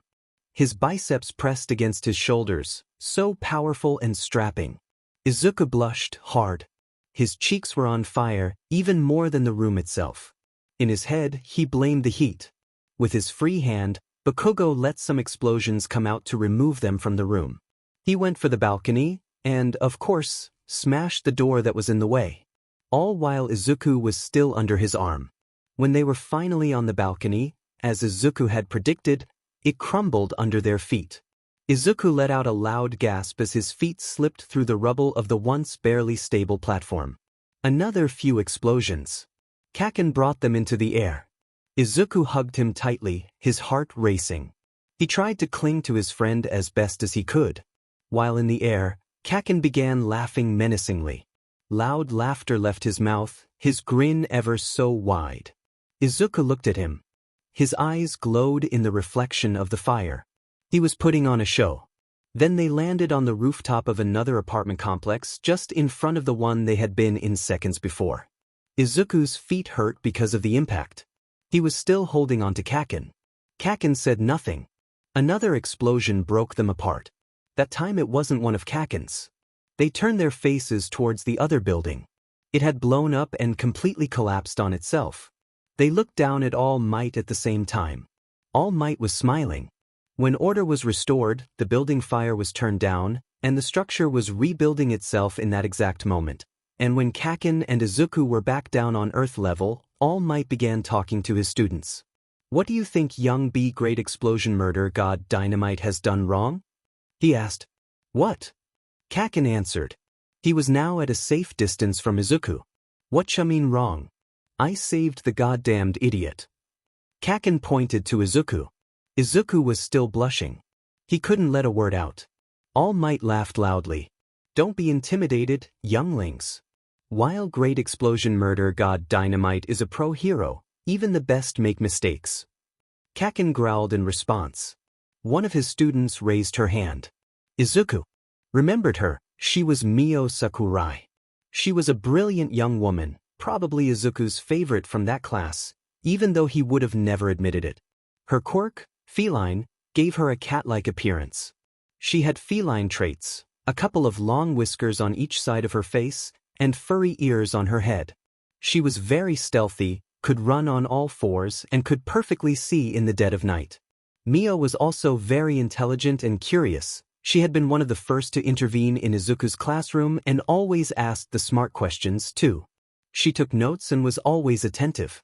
Izuku liked her, even though he claimed not have any preferences. "If I can speak my mind," she began. All Might gave her a hand gesture that was meant to allow her to continue talking. And so, she continued. Great Explosion Murder God Dynamite chose the most unsafe choice from the start. If a hero isn't sure of the structural integrity of a building, they shouldn't destroy anything. At least not at first. Moreover, with his quirk, he should be particularly careful around fire. The explosions, which allowed them to escape, were probably the ones that gave the final shake to an already unstable building. She concluded. Kaken's eyes were glaring with rage. All Might laughed. All right, good job, young Sakurai. He clapped 3 times. While Great Explosion Murder God Dynamite probably wanted to make a good impression on you younglings, he ended up destroying the whole apartment complex just to save one person. He explained. Izuku wasn't sure Kaken wanted to impress the kids. Exactly. Great Explosion Murder God Dynamite is the perfect example of how pro heroes can still learn every day, and they still can be arrogant, sometimes. Kaken crossed his arms and gave a little tisk while looking away. But that is a mistake. Being a hero doesn't rely on your image. It relies on your heart and brain. You always need to be aware of the situation and act accordingly. You must never care about your ego. Being a hero entices selflessness always. You need to do good for them, not for you. He pointed towards the big windows that looked outside. Should we try that again, Great Explosion Murder God Dynamite? All Might asked, smiling. Kaken didn't even look back at him. The situation was the same. Izuku was surrounded by trembling walls and cheap furniture, everything on fire. 2 windows, 2 doors, 1 crumbling balcony. More fire. A loud horn noise. Explosions outside. Kaken barged in through the door on the balcony. The hero probably didn't even put his feet on it, as, behind his frame, the balcony was still intact. Kaken looked around for only a few seconds. He was very handsome, enlightened by the blazing flames. His figure was orange, yellow, and red. His eyes shifted quickly around the room until they locked on the other door. Kaken swiftly ran to it and popped it open. He leaned out and ensured the safety of the route. He looked at Izuku. Here, dipshit.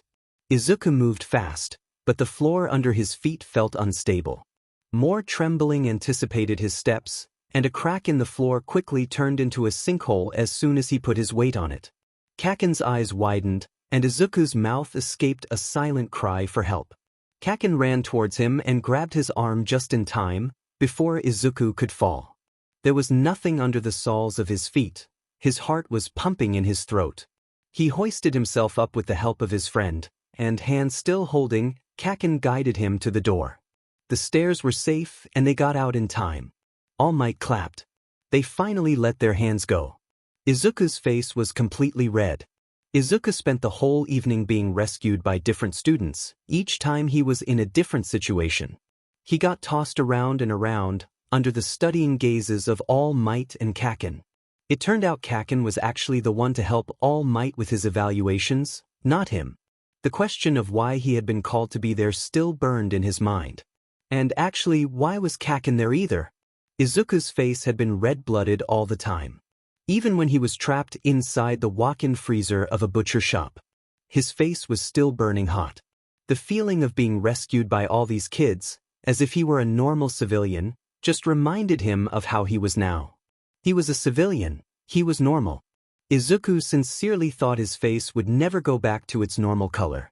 At least, he had managed to forget, for a few hours, of the flower. After practice, when the lesson finally ended, All Might sent all his students home. "See you tomorrow, younglings," he said loudly. He was smiling as always. One by one, all the kids left. There, near the door, remained only All Might, Kaken, and himself. All Might grabbed their shoulder with each of his hands, holding them closely. "Good job today," he exclaimed. "Yeah, sure," Izuku answered. He was exhausted. For a moment, he thought that being endangered was actually more difficult than preventing danger from happening. He hadn't been that tired when he still was on the field. It didn't feel tiring at all. He never felt helpless or impotent. Not even before acquiring his quirk. But One for All had given him a taste of power that he could never have back, and now he felt it all on his shoulders. The weight of being weak. His legs and arms were tired, and his back ached. Maybe he was also a bit out of shape. He still had a fit muscular tone, but he hadn't exercised in a while. Not like he did when he was in school. Thank you both for your help. It was priceless. All Might smiled again. His white teeth clashed with the gloomy undertones of his emaciated face. His cheeks were hollow, and his dark circles were deep. But his smile never faded. Izuku wondered how much willpower had taken him to accept his new state when he had been one of the greatest heroes of all time. Glad to be of help, Izuku said, but sighed all the same. Kaken still didn't speak, but he nodded his head one time in response to All Might's words, and then he crossed his arms. Are you hungry? All Might asked. Izuku wasn't. Finally, Kaken spoke. Yeah, he said, grinning. Izuku looked at him. Stay here, young Midoriya and young Bakugo. And then All Might left the gym, almost jogging. The doors of the gym clanked, closing behind him. Izuku and Kaken were left alone. They stood awkwardly beside the door, waiting for their mentor to come back. A deep silence fell between them. Why was it so weird? They were in an amical relationship now, but that day Izuku felt weird and flushed if he looked at Kaken. Was it because Kaken had almost princess carried him the first time he tried to save him, a couple of hours before? Or was it because they had held hands? In all the years of their friendship, only one other time had they held hands. In the battle against Tenko. When Kaken had come back to life, he launched himself against Izuku, and, for a moment, and only to create momentum for Kaken to throw himself against All for One, their hands had intertwined. He shrugged at the thought of Kaken lying lifeless on the ground, his eyes colorless, empty. Izuku often tried to erase the memory from his mind, but it was engraved in it, and he just couldn't, even after all those years, shake off the feeling of despair he had endured that day. He remembered wanting to run away from Tenko, straight to Kaken. But he had stopped himself with all the will in his body. He had to fulfill his purpose. Kaken understood. They hadn't ever talked about it, but he understood. There were some things between them that, even though unsaid, were shared. Their hearts were similar. That exact thing had happened when Kaken was brought back to life. One gaze at each other and they just knew what had to be done, as if communicating with only their minds. In the way only gazes can reach for each other if shared by kindred spirits. For them, it was heavier what was left unspoken than what was verbalized. Izuku looked around the room. He didn't want to face Kaken. Not after all that touching. His cheeks turned pink without him even realizing it. Kaken eyed straight at him, grinning. Izuku felt his gaze heavy on his reddened skin. Outside, the sun was setting. The light in the room was getting dimmer. Orange and yellow nuances filled the space. Finally, tired of looking around the room without a specific point where his eyes could fix, Izuku spoke, watching Kaken. You really shouldn't say all those words in front of the kids. Or call me idiot. Kaken grinned again. Izuku smiled, even though the purpose of his comment was to scold Kaken. Kaken's grin was really enticing. What? Should I lie? Was all his friend answered with. I can't say nerd? Kaken took a step closer to Izuku. Or extras. One step closer. Or F dash. Kaken was very close now. Izuku could perceive his scent again. So sweet. He didn't move. He stayed right there where he was. I'm not saying you can't, I'm saying you shouldn't. Izuku smiled again, looking straight in his friend's eyes. Their voices had lowered, they sounded more like a whisper now. Kaken stared down at him, his hands in his pockets. He looked like he was fidgeting with something inside of them. I'ma say whatever the if I want, phys. He inevitably turned red and felt the heat on the top of his cheeks. What kind of game was Kaken playing? Izuku looked in another direction and diverted his gaze from Kaken's. Good. Why had he said his name? It was so rare to hear those sounds coming from Kaken's mouth. So, flustering. And frustrating. Izuku knew that Kaken was just toying with him, so why did he feel so mushed inside? His stomach tickled and his throat closed. He took a step back just to be safe. Luckily, All Might returned in that exact moment. The noise of the metal doors made Izuku slightly flinch. Supplies! He shouted, smiling, totally unaware of the tension in the room. They had eaten and chatted lightly. The conversation had happened mainly between Izuku and All Might. Kaken sat on the floor, eating loudly.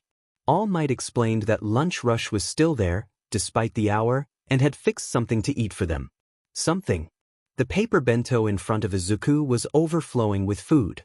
Lunch rush had prepared each of them 2 onigiri carefully wrapped in nori seaweed, one filled with tuna, the other with salmon, freshly cut and slightly grilled vegetables, carrots, zucchini and cauliflower, and roasted chicken covered in sweet and tarty teriyaki sauce. Izuku slowly ate his food. Kaken threw in his bento the carrots he hadn't eaten. Izuku ate all the carrots. When the food was finished, All Might and Izuku walked back to the teacher's room to grab their things. Kaken silently followed them.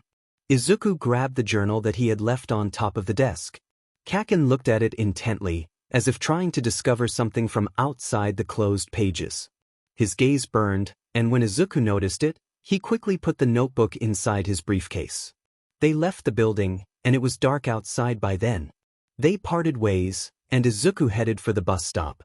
That was, until a hand grabbed his arm and forced him to stop. Izuku turned and saw Kaken, standing there. "Where are you going?" Kaken asked, eyebrows corrugated. "A home." Izuku answered. "How?" His friend continued. "By bus." "Why?" Izuku asked back. Kaken didn't answer. He started walking in the opposite direction, dragging Izuku behind him, forcing his friend to follow him. Kaken. Izuku protested. Kaken didn't speak, he just forcefully grabbed Izuku's arm and continued to walk straight. After a few minutes, they arrived at the parking lot of the UA. It was the parking reserved for teachers. Finally, Izuku understood where Kaken was leading him to. His car. It was a black Porsche 911, the latest model on the market. The car was a low-slung, 2-door sports coupe with a smooth silhouette. It had wide fenders, a sculpted hood, and round LED headlights that gave it a distinctive, aggressive yet elegant look. The dark metallic body contrasted with large, orange-toned alloy wheels. Its stance was planted and purposeful. It suggested speed and precision. It was finished in a deep, glossy black. A color gave the body a sleek, almost predatory presence. The black finish lent the car a sense of quiet menace and understated authority, making it feel powerful, controlled, and effortlessly confident. It really suited his owner. Kaken had always loved speed and danger, and the car provided for both. Moreover, it was stunningly beautiful. Izuku had already been in the car, but never alone with Kaken. The other times, there were always other people with them. Mostly, Kirishima. Kaken finally let go of Izuku. Red marks showed on Izuku's skin, hidden by his clothes. "I'll drive you," Kaken explained. Izuku was stunned. His mouth dropped open a bit. "What?" Kaken almost shouted. His eyebrows were corrugated in an angry expression. "Kaken, there's no need to, I can just take the bus dash." Izuku's polite refusal was shut down by Kaken. "Do I have to kick you inside?" Kaken yelled at him. Still speechless, Izuku silently walked to the passenger's car door. Kaken preceded him and opened the door before Izuku could. Izuku sat inside quietly, feeling out of place. He blushed. Why was he blushing? It took a moment for him to realize. Kaken had opened the door for him like a knight in shining armor. He blushed harder. The car door closed beside him. Kaken walked around the car and entered on the driver's seat. He settled down and ignited the engine. The car purred like a cat under Kaken's feet. The inside of the car was just as beautiful. The cabin was just as the outside, wrapped in a deep, uniform black that created a close, almost NTMT atmosphere. The dashboard stretched in clean, horizontal lines, clad in dark, soft-touch materials, broken only by subtle satin accents that barely emerged from the shadows. The black leather seats were sculpted and supportive, designed more for control than for comfort, while the steering wheel, also black, drew all the driver's focus. The central display and digital instrument cluster glowed like suspended surfaces of light within the darkness, creating a sharp, modern contrast. Kaken carefully got out of the parking lot in quick, precise maneuvers. Every time Izuku had been in the same vehicle as Kaken, He had always thought his friend was an excellent driver. He never lost focus on the road or got distracted. He was just very, very fast. The power of the motor called for it. One doesn't own that kind of car to go slowly. And Kaken didn't. Izuku stood still, his sweaty palms on top of his knees. The silence, interrupted only by the sounds emitted by the car, felt too heavy, and Izuku had to look outside. Why had he accepted? And why was everything so awkward? Despite their rivalry and Kaken's dislike of Izuku, their relationship was better now. God knew Izuku had wanted it for a long time, to be considered equal to Kaken. And now, finally, after having battled alongside Kaken and All Might, they were friends. The years had tamed them, and their growth had permitted for new feelings to arise. Then why was it so odd being in the car alone with Kaken? Why had it been so awkward to be held by Kaken's strong arms, to hold his hand? Is this supposed to happen between friends? Izuku thought about it. In his imagination, he confused the figure of Kaken with that of Ida. Had it been Ida, would he feel like this? An immediate answer from the back of his brain. Izuku blushed. What was going on? Why did Kaken's whispered teasing in the intimacy of the gym resonate so loudly in his mind? Why was his heart beating gradually faster? He lowered his gaze, silently. Not even looking outside could distract him now. And that was when he noticed it. A little white spot on the otherwise completely black carpet at his feet. Near Izuku's shoe, there was a white, shiny petal. It resembled the petals of daisies. No, of the daisies. His daisies. Had it fallen from his notebook? Izuku blushed even harder, and panic set in. The first thing his mind set him out to do was cover his tracks. He carefully shifted his foot on top of the petal. It felt like a crime, ruining something so tiny and innocent, but it had to be done. Would Kaken scold him if he saw he had unintentionally tampered the perfect conditions of his car? Would he demand to know more? To know about the flower? The flowers? Would Izuku have the courage to explain to him that, apparently, he had a secret admirer? Izuku really needed a distraction. He knew perfectly well that Kaken was aware of the position of his apartment, but he wanted to talk. He needed to fill that silence. Do you remember where dash? He couldn't even finish his sentence. Yeah. Kaken answered. Silence again. He finally looked in Kaken's direction. His friend was driving with one hand on the steering wheel, the other was placed against the glass. That was when Izuku noticed it. Kaken was still wearing his suit. It was slightly dirty. Aren't you scared of ruining the car? Izuku dared to ask. Kaken shot a disdainful look at him, then he looked back at the road. I'll just buy another, he said. Izuku blushed a little bit more, heat touching the bottom of his cheeks. Kaken was very wealthy. It was impossible not to notice, of course. But since Izuku usually saw him in his suit, sometimes he forgot the elegant, always brand new clothes that he always wore when plain clothed. Sometimes he forgot Kaken's shiny, latest model phone that he didn't even know how to use. Sometimes he forgot how pricey and gorgeous his black sports car was. Even when sitting directly inside of it. Oh, was all Izuku answered. Silence. Were you scared today? Kaken finally spoke without Izuku's input. Izuku scratched the bottom of his chin with one finger, thinking. Not really. I mean, I knew that it was all for practice, and the kids are actually great dash. He was interrupted again by his friend. Kaken's voice went lower. No, when I saved you. First time. Were you scared? Kaken added. The car gained speed. Izuku was held back against the leather of the seat. I know you're good at your job. The best. Though you were a little bit showy. Izuku chuckled. After all these years, still trying to impress All Might. A smile lingered on Izuku's lips. A few seconds of silence, then, nothing more than a whisper, Kaken spoke again. Izuku almost couldn't even hear him. Didn't do it for him, he said. The car stopped. They were at Izuku's apartment complex, at last. Kaken got out of his side to open Izuku's car door. He had one of his hands stuffed in the pocket of his suit. It was fidgeting again. Izuku felt stuck inside. He was blushing. Get out, Kaken said with an authoritative voice, in his usual tone. The change in his voice resonated with Izuku's own fluster. Maybe Kaken had said too much. And he knew it. But it was too late now, his words lingered in the air. The atmosphere heavier than it ever had been between them. Izuku moved. He slowly got out of the car and placed himself in front of his friend. His eyes didn't dare to look in his direction. Kaken slammed the door behind him. "See ya," he said while getting back into the car. In a moment, he was gone. Izuku stood there, for a few moments, looking at the machine that was speedily leaving his eye range. Izuku looked down. Another petal. How were they continuously escaping his notebook? Monday had been so eventful that Izuku had barely succeeded in forgetting about the daisies he had found in the drawer of his desk for the rest of the day. Barely. For the rest of the week, however, which had overall been calmer, he really had the right mind space to think about the blooms. Izuku fixated his every thought on them, on their beauty, on their meaning, and on the florist.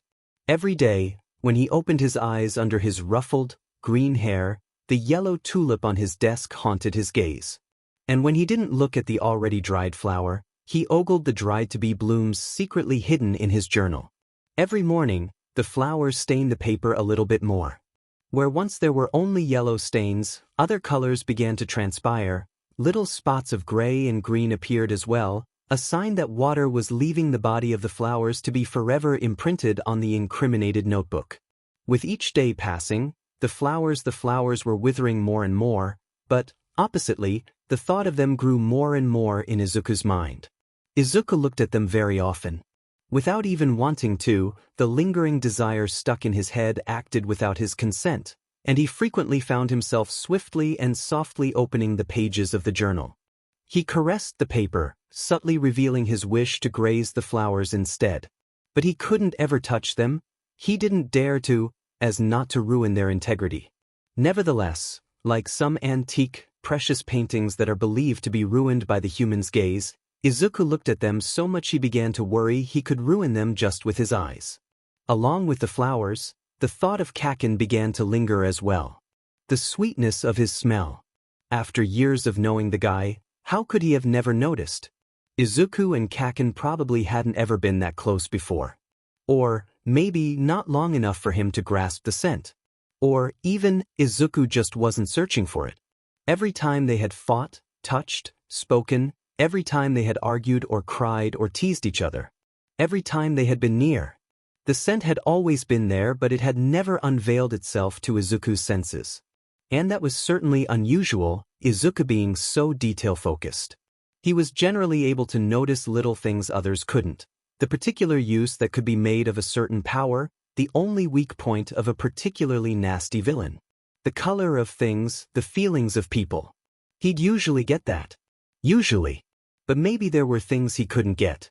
Emotions he hadn't explored. The flowers were a pretty fitting example of this. He had never thought himself to be one to receive such a beautiful gift. About them and through them, he was feeling very new emotions indeed. The days following Monday were pretty much exclusively spent thinking about them, and about love. About how nice it would be to be in love and be loved back. To receive those flowers not by a mysterious person, but by someone Izuku could call partner. But outside his fantasies, the days needed to go on. He desperately needed to regain his grip on reality. Even more so because he felt his work productivity to be lacking. He had never forgotten anything when he was a young, aspiring hero. He never forgot to train, to practice, or even to do the homework he was assigned. His mind had always been characterized by this clarity, this focus that distinguished him. And these days, he felt the distraction of the flowers stronger than his duties. On Wednesday, for example, he had forgotten a student's name. The situation had ashamed him terribly. How could he forget one of his students? Even given the fact that the kid wasn't particularly brilliant, and neither did he participate much in his lessons, or the fact that he had such an ordinary appearance, or maybe, more so, that Izuku was ever so distracted by the flowers, he simply couldn't remember his name. He had looked at the kid intently in his eyes, hoping for something to pop on the top of his head, a little plaque that said his name is this Udamus. But, of course, nothing had happened, beside a very awkward silence that had filled for the mere seconds in which Izuku had stood there, in front of his student, speechless. Thankfully, the kid spared him some embarrassment. After a few more seconds, he said his name. Izuku couldn't ever forget it again, not after having made a fool of himself in front of the whole class. Maybe that was something small, something that could happen from now and then, but Izuku was still very embarrassed. For a moment, he felt like he wasn't up for the task, that maybe he just wasn't good enough. But then, after thanking the kid and asking him the question he initially wanted to pose, he lowered his gaze, and reality hit him. His student had appointed, on his school uniform, a little pin that had the shape of a flower. He was a good teacher. He had just been distracted by the little, shiny object. Izuku couldn't stop himself from turning slightly pink in his cheeks. On Thursday, he was informed that the following day was going to be a patrolling day. Here at UA, as you should remember from your student years, Nizu had begun. That we make agreements with some agencies to do patrolling days. Nothing too dangerous, just some field work for our students, while they're accompanied by some of the best heroes of Japan. Nizu had interrupted his morning ogling session at the flowers, between his first and second PRD. At the end of the journal, the daisies were practically done drying. Bent over his desk, Izuku was looking at them when an acute voice interrupted him, making him jump a little out of his seat. The principal had greeted him and then small-talked with him enough to introduce the real matter of the conversation.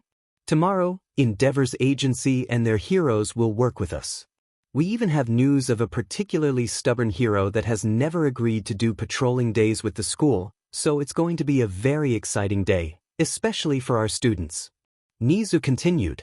Of course, since you have a first PRD, you'll have to accompany the classroom with which you had your lesson planned.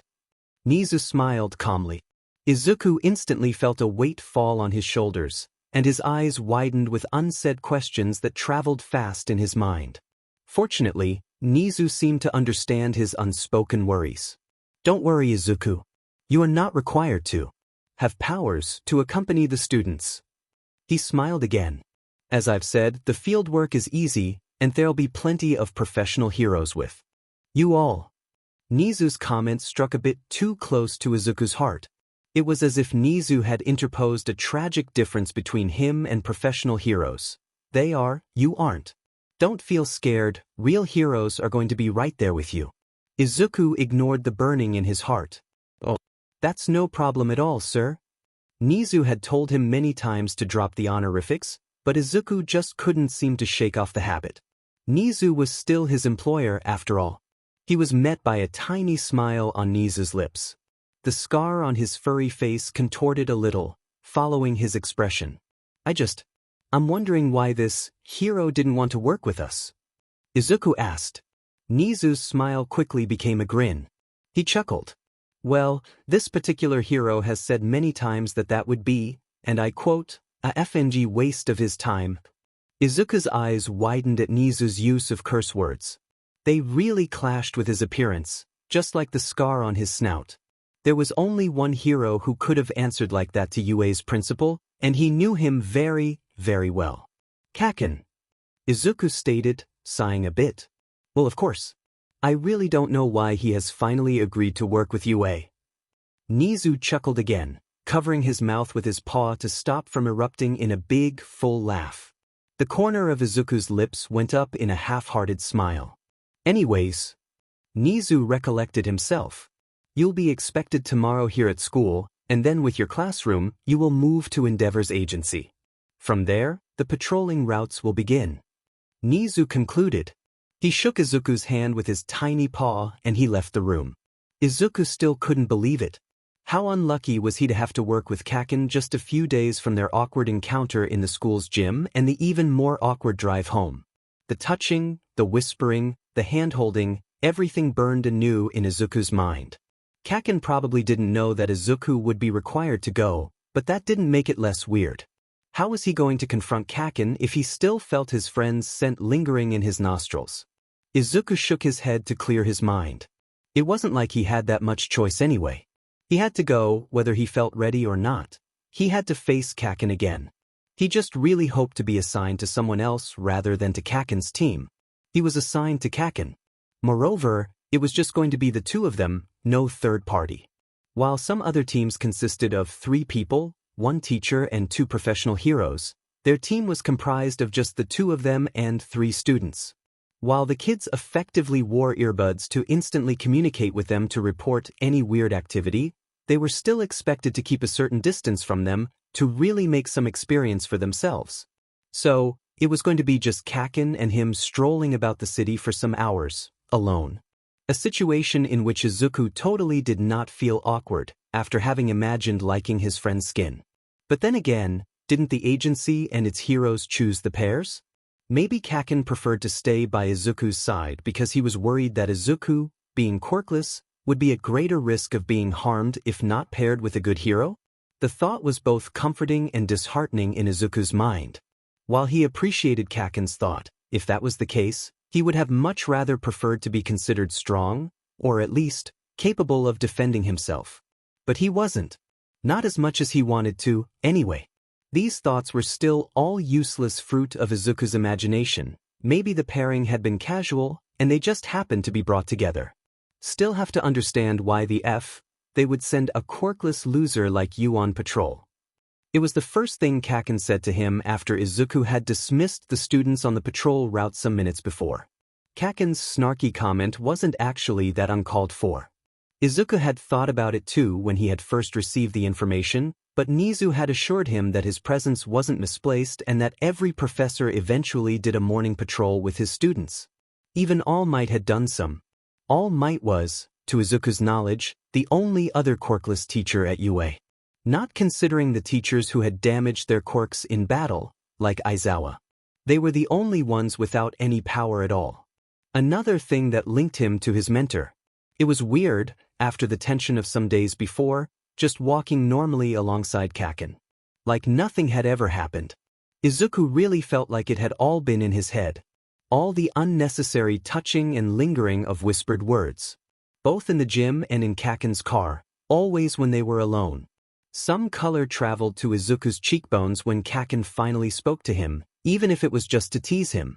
Kakin had simply eyed him since Izuku had arrived in front of his agency's building. It was a 3-story building full of windows on every side. Wherever he wasn't covered in glass, it was slicked by metal. Gray and black pieces of steel, interrupted only by bare, red bricks, circumnavigated the building's edges. It looked rough but refined. Izuku had never been to the Endeavor's agency before.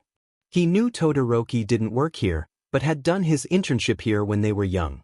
He knew that Kakin had been working here for some months, but Izuku had never asked to go, and Kakin had never asked to come.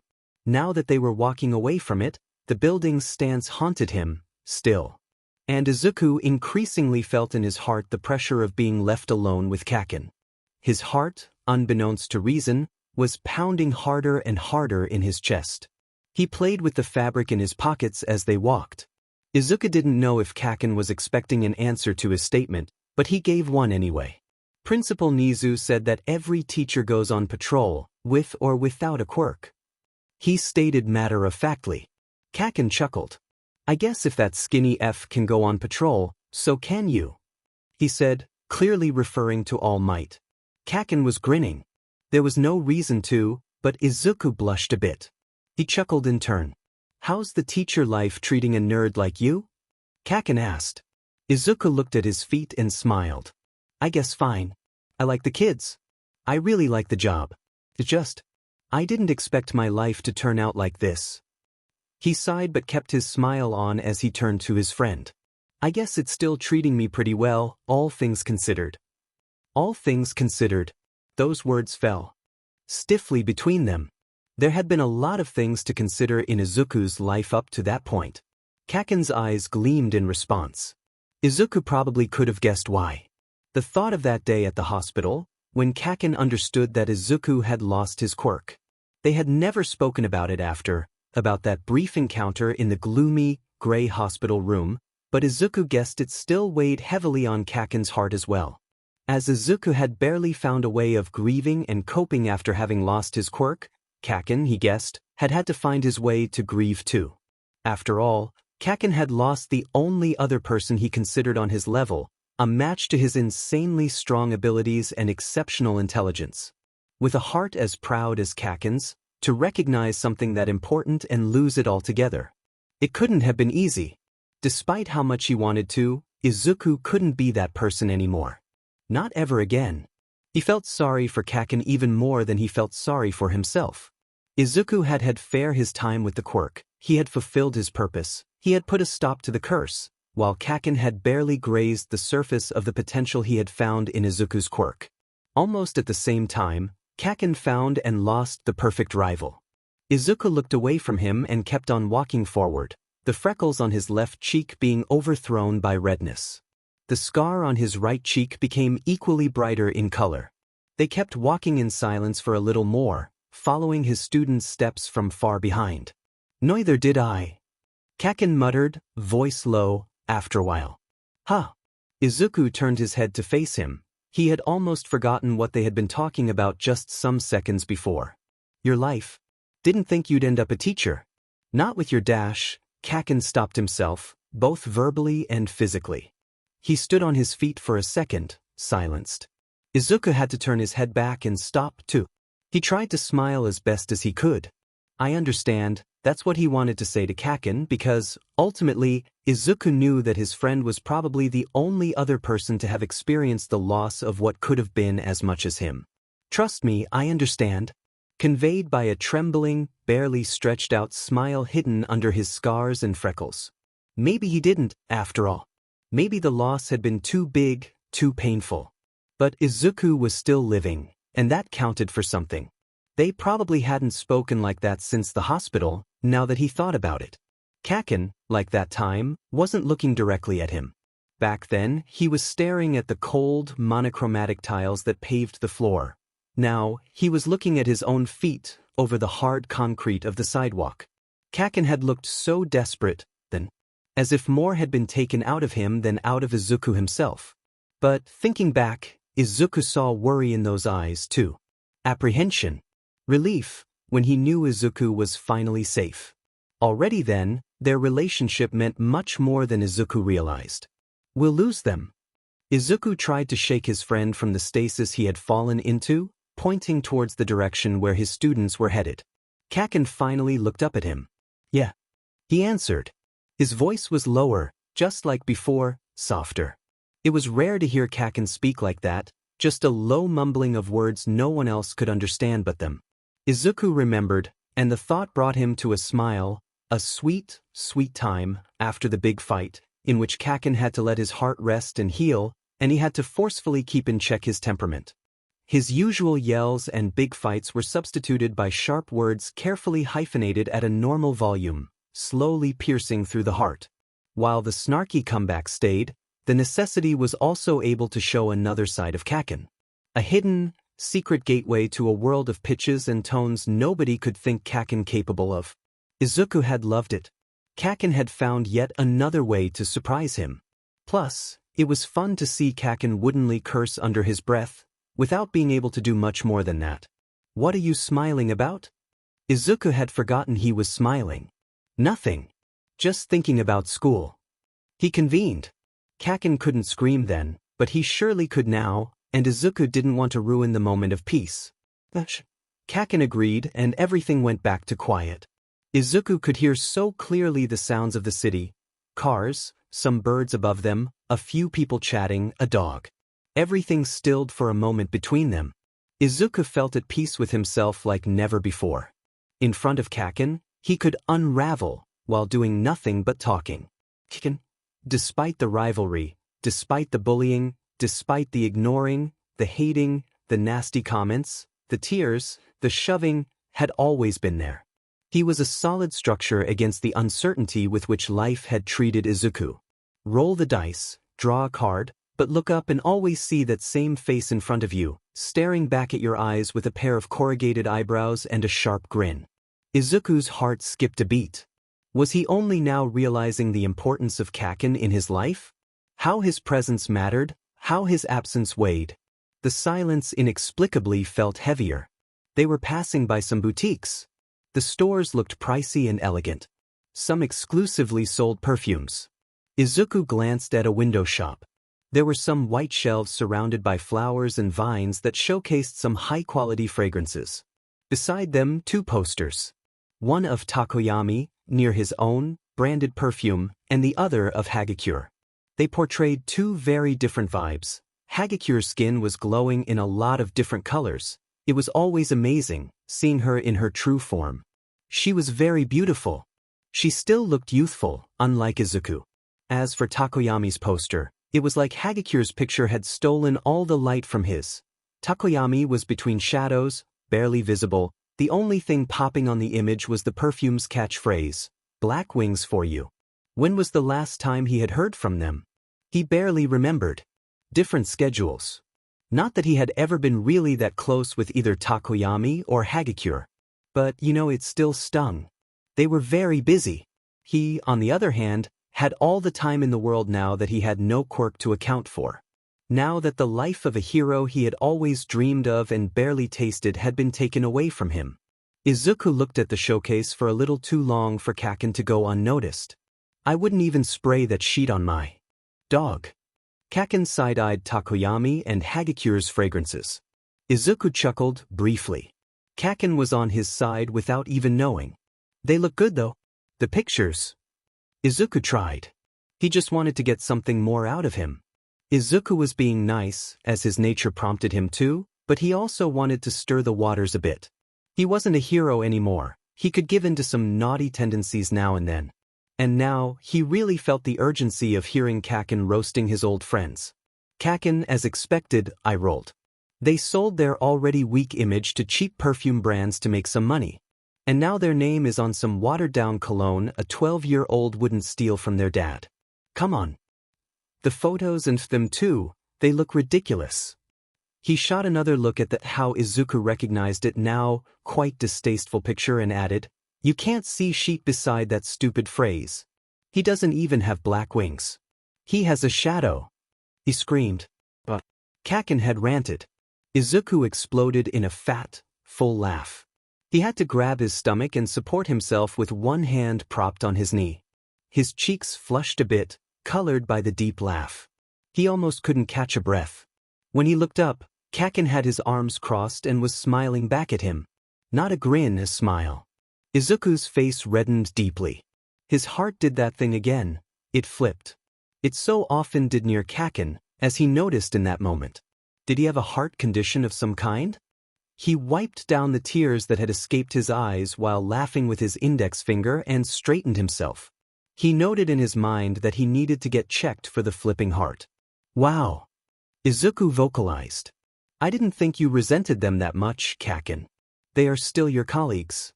"Your colleagues?" Kaken dropped the smile. "I don't like how they treated you, after everything." Izuku, now dead serious, widened his mouth a little. Had Kaken noticed? But nobody had. How could Kaken have noticed? "All of our classmates." Kaken added. Izuku really thought no one had realized the fact that, after graduation, Izuku had been left alone. Besides Uraraka, Ida, Kaken, and occasionally, always adjacent to Kaken's presence, Kirishima. All his other classmates had been too busy to even drop by the school and congratulate him on his new job. Too busy to call or even to send a message. After all the warmth shown at school, Izuku really had been found by surprise. Everybody had moved on, but he was still there. "Kaken, they're just very busy." Izuku tried to explain, more to himself rather than to him.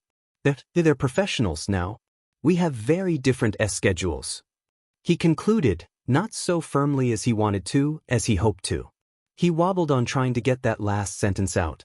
Kaken looked away and resumed walking, and Izuku had to hurry up a bit to follow him. Kaken walked faster than before. He seemed angrier. "Kaken, you're running." Izuku tried. Kaken really was almost sprinting. As soon as his friends saw Izuku struggle with keeping his pace, he slowed down enough for Izuku to catch his breath. "Thanks," Izuku said, panting. They continued walking in silence, at a pace that was suitable for Izuku. "Why did you agree to do routing?" Izuku asked out of the blue. The question had been simmering in his mind since the day before, after he had talked with Nizu. "I need the money." "But Did Kaken not notice the car with which he had given Izuku a ride just some days before? He didn't need more money, that was for sure.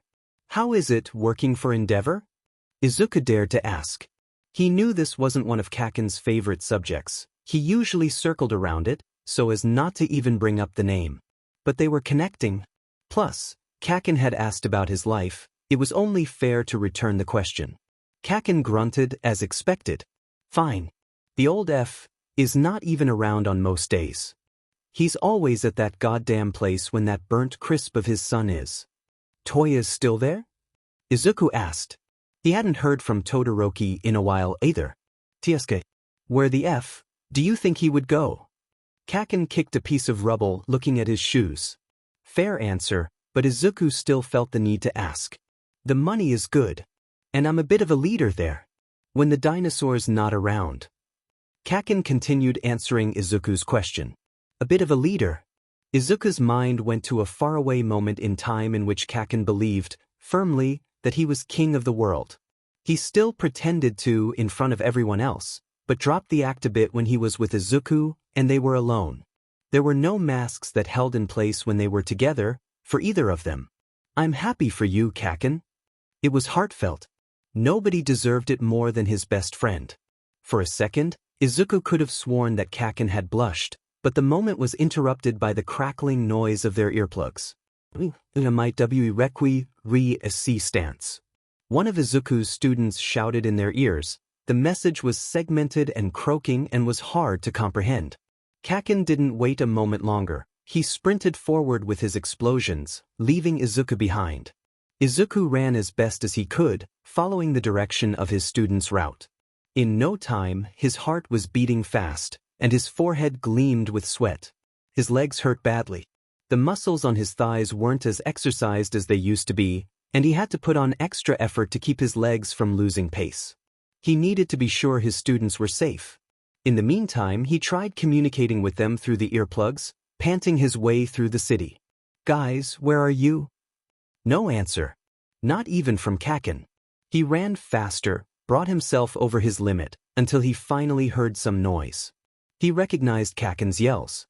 He tipped his head towards the sound, and he let his legs follow it. In a few more seconds, he was standing before the source of the noise. He quickly scanned the area to assess the situation, his eyes rushing across the scene. One of his kids was down. Didn't look too bad, eyes open, not much blood. But he was holding his leg and seemed unable to move. Kazuhiro Sato. Quirk, numerical output. He could shoot big physical numbers from his calculator. Object that lay, destroyed, at some distance from him. Another student, Aoi Mizuhara, was sitting beside him, working on his leg. Her quirk, second skin. Her epidermis was able to secrete a healing gel. She was clearly trying to help Kazuhiro, but, as Izuku immediately recognized, that wasn't the right moment for it. That was a miss on her part. While it is sometimes important to immediately provide aid to one's colleagues, Kazuhiro didn't look that hurt. He could have probably resisted. One kid was missing. There were supposed to be 3 in their group. Izuku's eyes fell on Kaken. He was fighting a villain who shoots sound waves through his chest. Hence, the unusable earplugs.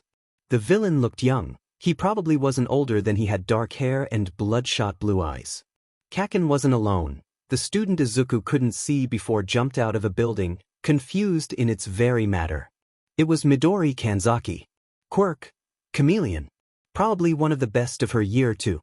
She had all the capacities of a chameleon. She could change the color of her skin to confuse herself in the busy scenes she walked into. She could look in every direction, climb on walls, and had an exceptionally long tongue.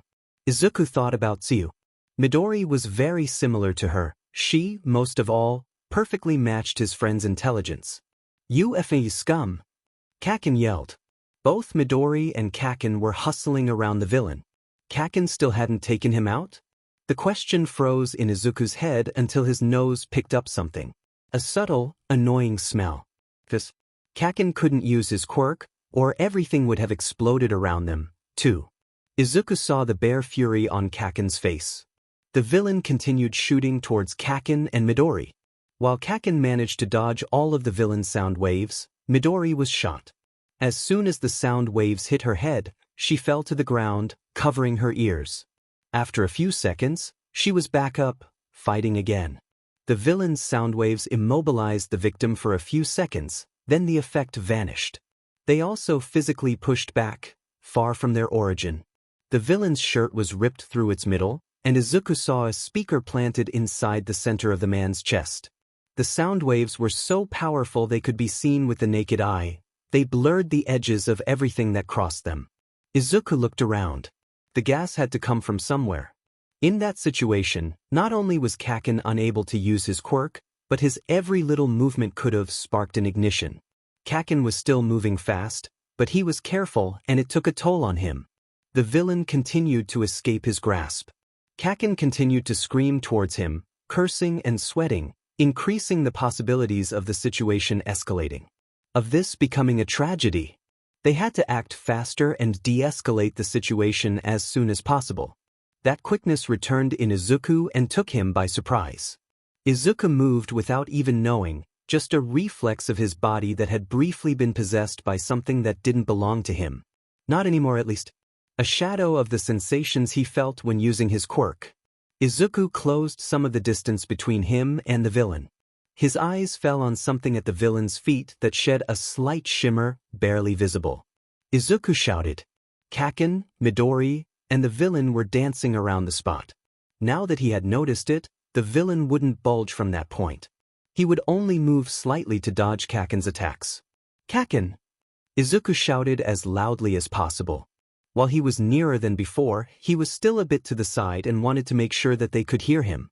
Kaken looked straight at him, eyes widened. His gaze filled with rage. Izuku could practically hear Kaken's voice in his mind. What the F are you doing here? You quirkless dipshit. There's a broken pipe under his feet. Kaken's eyes shot from Izuku to the villain to the pit under his soles. He hadn't noticed before. How was that possible? How could Kaken miss something like that? He was the best at his job. Izuku wouldn't have dared to second-guess his abilities. His mind simply didn't go that way, not with Kaken. Kaken turned his head to Midori. He closed the distance between them, said something to Midori's ear, and in a second she was gone. Izuku couldn't see her anymore. Kaken continued to fight, though. Only this time, he circled closer to the villain. He was subtly trying to move him. He jumped and ran closer to him, and the man had to scoot over, had to move in the opposite direction to dodge the faster, more precise attacks from Kaken. The villain finally started to move away from the little hole in the cement. The problem was he began running towards Izuku. Izuku was barely able to turn back before the villain was on him.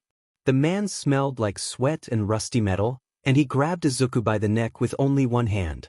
Izuku couldn't move.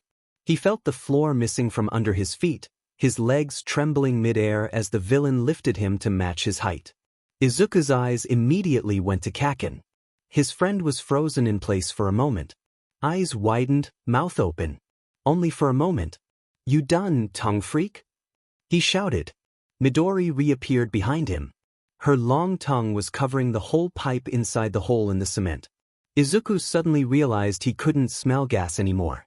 He also realized his feet were getting lighter and his head heavier. He realized his extremities tingled, and his vision was getting blurry. Was this all that was necessary, now, to kill him? A hand to the neck. And he couldn't do anything about it. He was defenseless. Kaken grinned and laughed audibly. Sparks, little pecks of light, escaped his hands and flew through the space between him and the villain. A small, calibrated explosion flew through the villain's neck, and he was down, bringing Izuku down with him. Izuku finally managed to catch his breath again, coughing loudly as he tried to get some air into his lungs. Kaken rushed to him, falling to his knees next to Izuku. He placed his hand on Izuku's back, quickly moving up and down to follow his friend's shortened breath. You okay? Was all he asked, but when Izuku looked into his eyes, his own were still a little bit blurry. There was a lot more that was left unspoken. Something beamed in Kaken's irises, and Izuku couldn't grasp what it was. It stayed there, and for a moment, Izuku forwarded himself a bit, trying to catch it, but Kaken looked away, and it was gone. Izuku had just seen a shooting star. I'm fine. Izuku managed to say, his voice still raspy. "This week I saved you 3 times. Kaken spoke. He didn't look at Izuku, but extended his hand to help his friend get up. "You owe me." Izuku chuckled and grabbed his hand to hoist himself up. His head was light and he felt tipsy, the world around him spinning under his eyes. He put his hand on Kaken's shoulder to get some stability, and his friend tied an arm under his waist. Izuku could stand up now with Kaken's help. Izuku blushed very, very hard. On Friday night, Izuku fell asleep soundly in a matter of minutes. He was exhausted. After his little morning adventure, there were many other things to be resolved. Things he had to go through with the police and the school. The kids were safe now. He had been carried all the way back to Endeavor's agency with Kaken's arm wrapped around him. He felt safe but also embarrassed. Kaken hadn't spoken another word to him. He had just grunted, and his breath had become deeper. Was Izuku that heavy? He didn't think he was, but he couldn't find another reason for Kaken's deepened breathing. The kids were fine. Always Gel had worked wonders on Kazuhiro, and the two of them, with Midori, walked just behind them as they returned to the agency. After they had gone through everything with the police, twice. Some hours later, after some doctors had checked Izuku and told him everything was fine, no permanent damages, just an aching throat and lightheadedness, Izuku was informed by a call from Nizu that the villains seemingly aimed at Kaken, personally. As it turned out, the man's brother had been captured by Kaken himself just some months before. The villain wanted to take Kaken out. With some pills for his headache in his body, Izuku's mind felt heavy, and his mattress seemed softer, comfier. Izuku sank into it and drifted away into a deep sleep. In his dreams, he was finally back in the field full of yellow tulips. The scent reverberated against his nose, making him tipsy.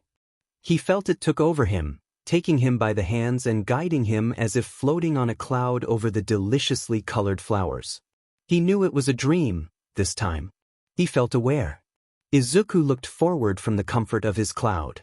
He wanted to savor that little, perfect fantasy as much as he could before waking up. Between the tulips, white daisies began growing. They grew from seeds to full blooms under Izuku's eyes. He still wasn't touching the ground. Something held him up, and he comfortably lay down. He turned his face up and lied with his back to the invisible cloud that held him midair. The cloud gained speed. He closed his eyes.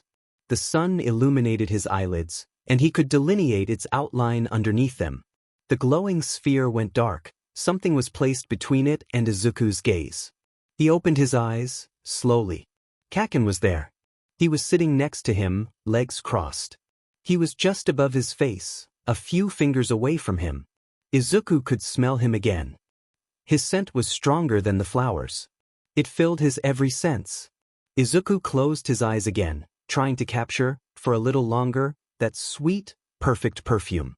When he opened his eyes again, Kaken placed his hand on Izuku's, lowered himself, and lightly pressed an innocent kiss on his lips.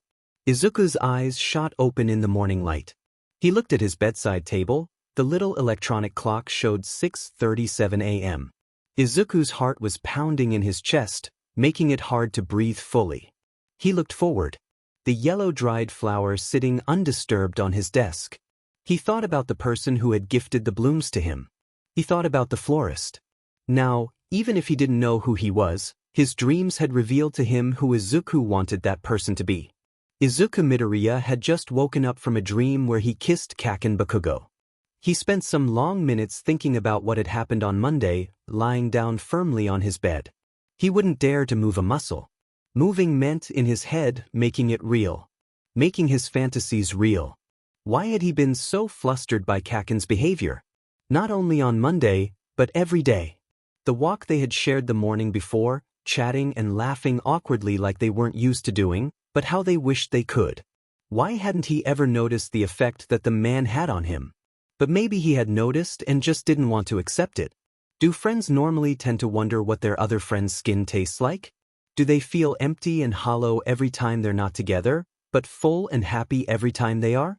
How many times had Izuku casually asked himself those same questions without the same level of awareness he had now? Without knowing the answers? Was Izuku in love with Kaken? Izuku was lying on his bed, his back against the soft mattress. His bed sheets portrayed little sketches of a cartoonish All Might. They were blue and yellow. They were his favorites. Just 2 weeks ago, when he had received the first flower, he would never have thought that one day, not too far in time, he could be second-guessing his feelings for Kaken. Kaken was his best friend. His closest friend. Their friendship was weird and odd, but it was theirs. It was solid, stable, built upon years of distrust followed by years of blind trust. Why think about love now? Izuku went over it time and time again in his head. Every word, sentence, and comment that he could remember in the span of years. It was as if trying to look for a pin in a haystack. There had never been anything that Kaken had said to him that hadn't deeply affected him. He thought about his hero's name. That was how Kaken called him. At the time, the choice had felt like reclaiming a word that had been thrown at him for all the worst reasons. He wasn't a useless, good-for-nothing. He could actually do something good with his life, with the power that had been given to him. But there was something else. An unspoken tribute that Izuku had done to Kaken, using an epithet that relied on Kaken's voice. He had done it unintentionally, but his heart knew the truth all along. His heart had always known the truth. Why did he want so badly to be his friend when they were little kids? The admiration he had always felt for him. The competition Kaken had enticed, and that Izuku had always fed. Spoonful after spoonful of degrading comments, of hatred. Izuku had endured them. Their heated rivalry in school. The gazes, the corrugated eyebrows, the pushing and fighting. Their hands holding, fighting the final villain. Their gazes understanding each other, without uttering a single word. They didn't need any. Their friendship, blossoming. He thought about Kaken, about all those years they had known each other, thought about words, about gestures, about the connection that had always been there without them wanting to. But did Kaken feel it too? The thought immobilized him. His heart had been racing since the day before, but it was pounding so hard in his chest since that morning that Izuku thought he could actually die. All for one didn't kill me so that my feelings for Kaken could. He had to get up, and he did. He brushed his teeth and put some clothes on. His hands felt tingly, and his insides felt like a mushed mess. His mouth was cottony. How could he question years and years of certainty? Time passed blurry while he paced back and forth in his bedroom, then his living room, then his kitchen, then his bedroom again. He continuously walked from one room to another just to look at the flowers again. The flowers conveyed love, and Izuku desperately needed to grasp the concept and hold it tight, so as to understand what he was feeling in that moment. Izuku needed to distract himself a bit. He started compulsively cleaning his apartment. From the entryway to the kitchen, to the living room, to the bathroom, and finally to his bedroom. Every nook and cranny that was covered by even tiny pieces of dust was fully cleaned and brought to a shine. Before he could notice, his hands were wrinkly, wet by sweat under his yellow gloves, and the sun had begun to set. He hadn't even eaten.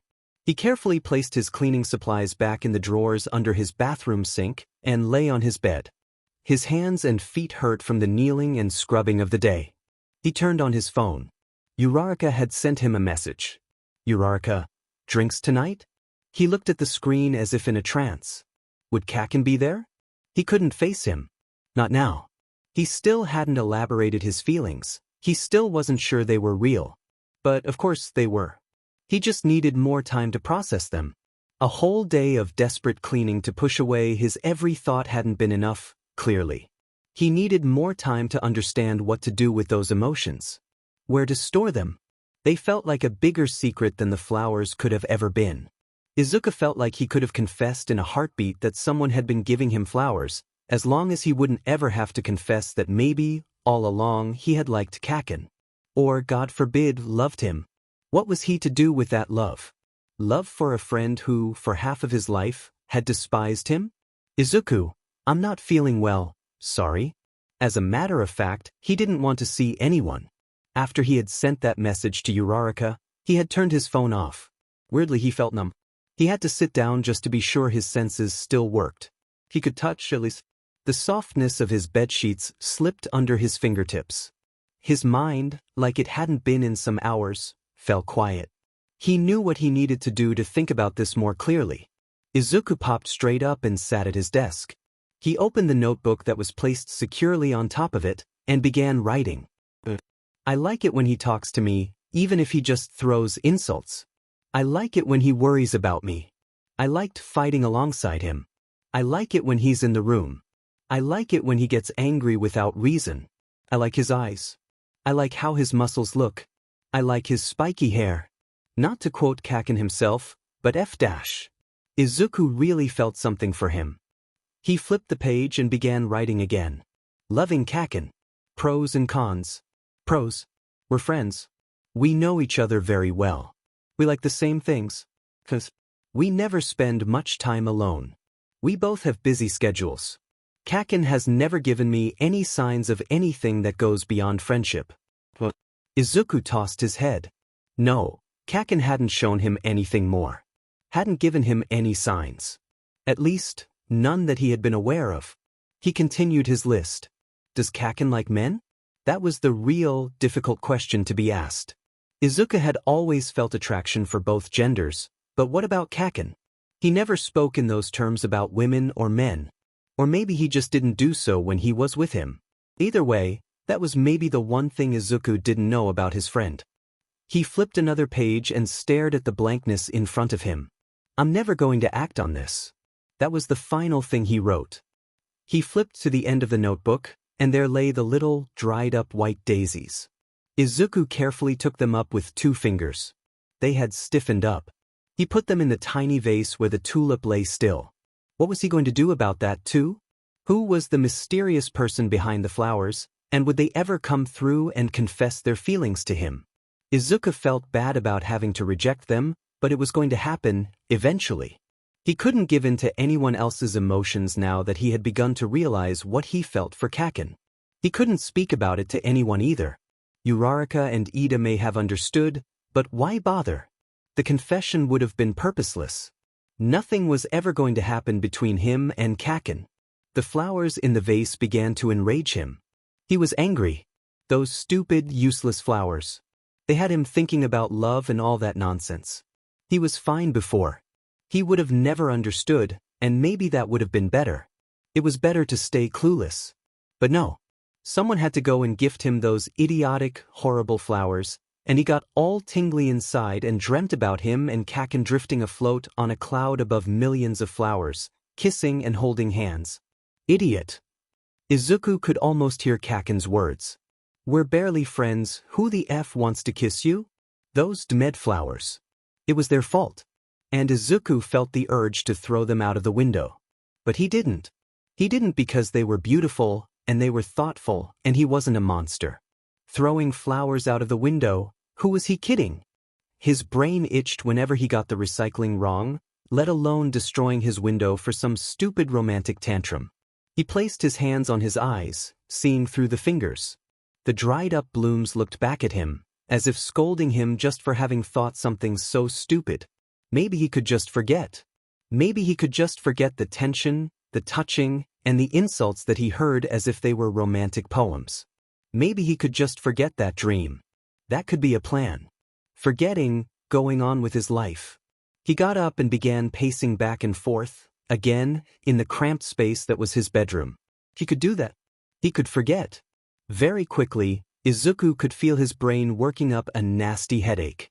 It began pounding from the back of his head up to his temples in no time. He walked into the kitchen and made himself some green tea, which his mother had bought for him. He put the water in a kettle and waited for it to boil. After a few minutes of waiting standing up, he poured the hot water into a yellow mug that had the face of All Might printed on it. He slowly drank the tea but scorched his tongue, nonetheless. He walked back to the bedroom and picked up a textbook from school. He tried to think about work and not think about his feelings. But, sitting at his desk, his gaze continuously went back to the vase in front of him. To the flowers. His bedroom was fairly tiny. His whole apartment wasn't that big anyway, but the room where he slept was particularly cramped. It was square. The bed was laid against the wall opposite the door. Next to the door, there was his desk, and next to it a modest library. On the top half were stored books in alphabetical order. On the bottom half were his comics, stored in numerical order. On the other two walls were, respectively, a window that was just big enough to light up the space and a wardrobe. The walls were covered in plain, blue wallpaper. The floor was parquetted and squeaked when walked on. Izuku had found the apartment just a month before beginning to work at UA and chose it for reasons of proximity. His mother's house wasn't actually that far away, but he wanted to change. He wanted to be independent. He wanted to have something of his after losing his quirk. He didn't need a big apartment, an enormous bed, or a study. He just needed to have something. The apartment had found him at the perfect time. Everybody has their turn at luck, and that was Izuku's. But, right there and then, he hated the apartment. It felt like the flowers filled the whole space and his mind, too. His thoughts felt violated in the privacy of his own room. After a few more minutes, he opted for going out on a walk. He dropped the half-emptied mug on the kitchen counter and left the building without grabbing anything besides his jacket. The sun had set by then, and Izuku just walked and walked and walked. And then he jogged. Just like he did in the old days. But he wasn't exactly wearing sportswear, and it had been a long time, too, so he had to stop very often. More than his pride permitted him to admit. He had also been crazily cleaning his house, turning it upside down, and that really hadn't helped. His hands still felt cramped by how strongly he gripped the sponges, plural, he had used to clean up. He continued running for some time. At some point he stopped. He looked around, and estimated that a couple of hours had passed, but he had forgotten his clock, so he wasn't sure. The sun had set and couldn't help him decipher time. He craved some water and stopped at a little fountain on the side of the street. A clock chimed somewhere near him, but he didn't see from where. He didn't need to. The sound of it told him what time it was. 11 p.m. Had he run for 4 hours? No wonder he was exhausted. His feet and back ached like they hadn't for a long time. Still, it was a pleasurable pain. And most of all, the run had cleared his mind a lot. He smiled and closed his eyes for a moment. He breathed in and then out, slowly. Maybe he had magnified the situation due to the novelty of all of it. Maybe he had just been a little bit melodramatic. Izuku walked back home as best as he could. His feet demanded mercy. They screamed at his every movement, but Izuku pretended they didn't. He was still strong, he told himself, he could endure it. Still, the walk back was embarrassingly slow. He was starving to. He hadn't felt that sensation in a long time. Izuku searched the pockets of his jacket. His wallet. Luckily, he had left it there the night before. He stopped at a little street shop that sold takoyakis and bought a portion of 3. He ate them back to back, savoring the crunchiness of the shell, the softness of the dough, and the savory explosion of the octopus inside. He sat on a bench nearby and looked up at the starry sky while eating. The shiny orbs of light reminded him of kaken sparks. The takoyakis were very good. Izuku thought about the last time something had been that tasty in his mouth. Maybe the taste of the carrots kaken had given him from his bento. He rolled his eyes. Had he really been that blind all that time? Izuku had noticed that day that kaken was eyeing him while he nibbled at his food, and when he had given him those vegetables, Izuku immediately ate them alongside his. But it was as if Izuku's carrots, and all the rest of his food, tasted like nothing, while kaken's carrots had something sweet and earthy to them. At the time, Izuku just guessed that maybe kaken had gotten a better batch than him. Maybe he had gotten the good bento, while Izuku got the bad one.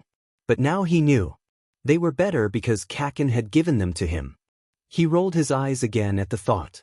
Tired of hearing his heart thumping in his chest. After some more time resting, Izuku got up and continued walking towards his apartment. Not much noise could be heard now. It was very late. The apartment complex, nothing like his own flat, was very big. It had probably 11 floors, and every corridor had at least 5 apartments. His corridor had 6. 3 on each side. From the outside, it almost looked like an office building. All apartments were the same inside and looked the same externally. It was just uphill, identical windows for all the floors. His mother had begged for him to find something nicer, but he didn't want to.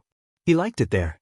His neighbors were all very polite and nice, no noise ever came from up or downstairs his flat, and nobody ever cared if he had been Deku. the hero who defeated all for one.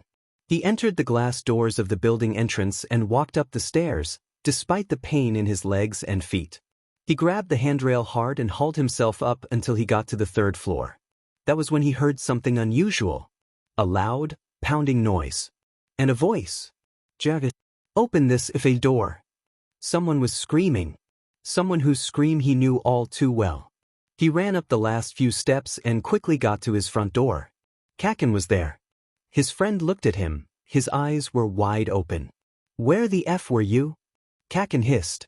Kaken. Why?" All the emotions he was trying to suppress came back to him at once.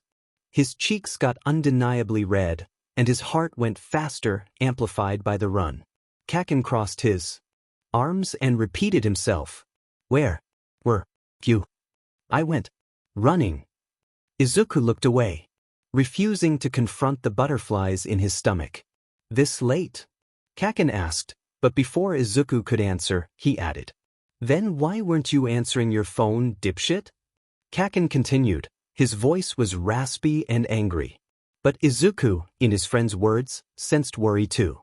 I left it in my apartment." Izuku explained. "I called you. It says it's disconnected." Kaken growled. "Do you know how much FING time it took me to understand how to call someone?" He scoffed. "I've never done that sheet." Kaken admitted, his arms crossed. Izuku looked at him. Kaken's cheeks were also slightly red. Maybe he regretted saying those words. Izuku fidgeted with his hand in his pocket, searching for his keys. "I turned it off early in the afternoon," he said, his voice barely more than a whisper. Izuku tried to put his keys in the hole once, twice, 3 times. His hands were trembling. Kaken grabbed them from him. "Sorry," Izuku said. Kaken immediately opened the door. As he entered, he scolded Izuku. "A nerd that doesn't know how to open a FING door." Izuku blushed again. Not only was he not able to conceive the agitation he now felt near Kaken, but he also, somehow, looked like an even bigger dork in front of him. Izuku closed the door behind him. The entrance was narrow, and he bumped into Kaken, who had stopped on his first steps. "Why does your place smell like a convenience store?" With all the cleaning Izuku had done from that morning, his apartment strongly smelled like cleaning supplies. It smelled precisely how Kaken had described it, the cleaning supplies aisle of a convenience store. Izuku blushed for the millionth time. "Cleaning weekend." He lied. He couldn't mention the fact that while he went over and over and over every surface of his apartment with every sort of cleaning spray, the only thing he wanted to depurate was his mind from Kaken's image, kissing him softly. Kaken moved further, ignoring the smell. Izuku was glad for that one moment of pity he had conceded him. Izuku moved along, following his friend as if it wasn't his house they were walking into. He wasn't even being a good host. In his mind, his mother began to slightly scold him. "Do you want anything?" He tried when they walked into the living room. Kaken slouched onto the couch, hands in his pockets, legs widely spread in front of him. "Coffee. Black." The other man answered dryly while looking around the room. The living room was the biggest room of the apartment, but it couldn't be considered spacious. It contained all the basics, nonetheless. There was a 2-seat gray couch, and a brown leather armchair was sitting next to it. On the opposite side, there was a TV stand with a modestly sized television on it, at which Kaken was looking as if turned on. Kaken turned his gaze to him. "You gonna go or?" he said, mockingly. Izuku hadn't even noticed he was staring at him. He walked back into the kitchen, eyes fixated on his feet. Kaken had never come to his house. Kaken barely knew his mother's home, let alone his new apartment. He remembered Kaken offering to help when he first moved into the apartment. As if it could be called offering, he had basically just told him he was too weak to move his stuff alone, but Izuku had refused at the time, and the conversation had ended there, with a scornful look from his friend and a chuckle from himself. Now Kaken was in his house. Just more than a day after he had realized that maybe he cared too much for the man. Too much for him to call the other a friend. Minute. Izuku stopped himself when he arrived in the kitchen. He made just a few more steps towards the door that went into the entrance. He grabbed his briefcase and opened it. He took his phone into his hands and dropped his briefcase to the floor without making any noise. He turned the device on. A lot of messages immediately appeared on his phone, along with numerous missed calls. Some messages were from Uraraka, and all the missed calls were from Kaken. Kaken, 6 missed calls. He clicked on his messages and opened Uraraka's chat. Uraraka, all fine. Are you okay? Uraraka, I had already told Bakugo, I hope he doesn't tease you too much about it. He quickly typed I'm fine. Don't worry, smiley face, and he swiped right and clicked on Kaken's chat right above it. Kaken, why aren't you coming TNGHT? Kaken, stupid nerd can't even have a day off? Kaken, round face told me you are sick or someth. Every message has been sent within 5 minutes from the previous one. Kaken, 1 missed call. Kaken, too busy being boring? Kaken, 2 missed calls. Kaken, are you okay? Kaken, 3 missed calls. Kaken, why the f aren't you answering? Kaken, 1 missed call. Kaken, Izuku looked at his phone intently, his eyes wide. Could he sense too much worry in his friend's texts? Don't wish. Wishing only wounds the heart. He commanded himself. Kaken was worried for his friend. That was the relationship they had established after years of loathing. They could barely be that, let alone anything else. Anything deeper. He lowered himself and dropped the phone back where he had found it, as if it was scalding his skin. His face was red and hot. And his hands were slightly trembling again. The last thing he had expected that morning when waking up was being ambushed by Kaken out of worry for his health. Izuku walked back into the kitchen and made Kaken's drink of choice. He did so as quickly as he could, to make up for all the time lost looking at his phone. When he was finished, he paced back into the living room, trying not to spill the contents of the mug he was holding in his hand. But Kaken wasn't there. Panic quickly set in. Where was he? Had he imagined him? The creaking sound of the wood floor from his bedroom drew him out of his ridiculous thoughts. Izuku rushed to the room. There was Kaken. He was standing in front of his desk, his arms crossed, and his expression was relaxed. He was ogling something on the top of the desk. The flowers. Izuku cursed himself for not having put them in a more hidden place. But why should he have done so? The only frequent guest at his house was his mother. Not even Uraraka had seen the apartment yet. Kaken seemed like in a trance, entrapped by the flowers like Izuku so often was.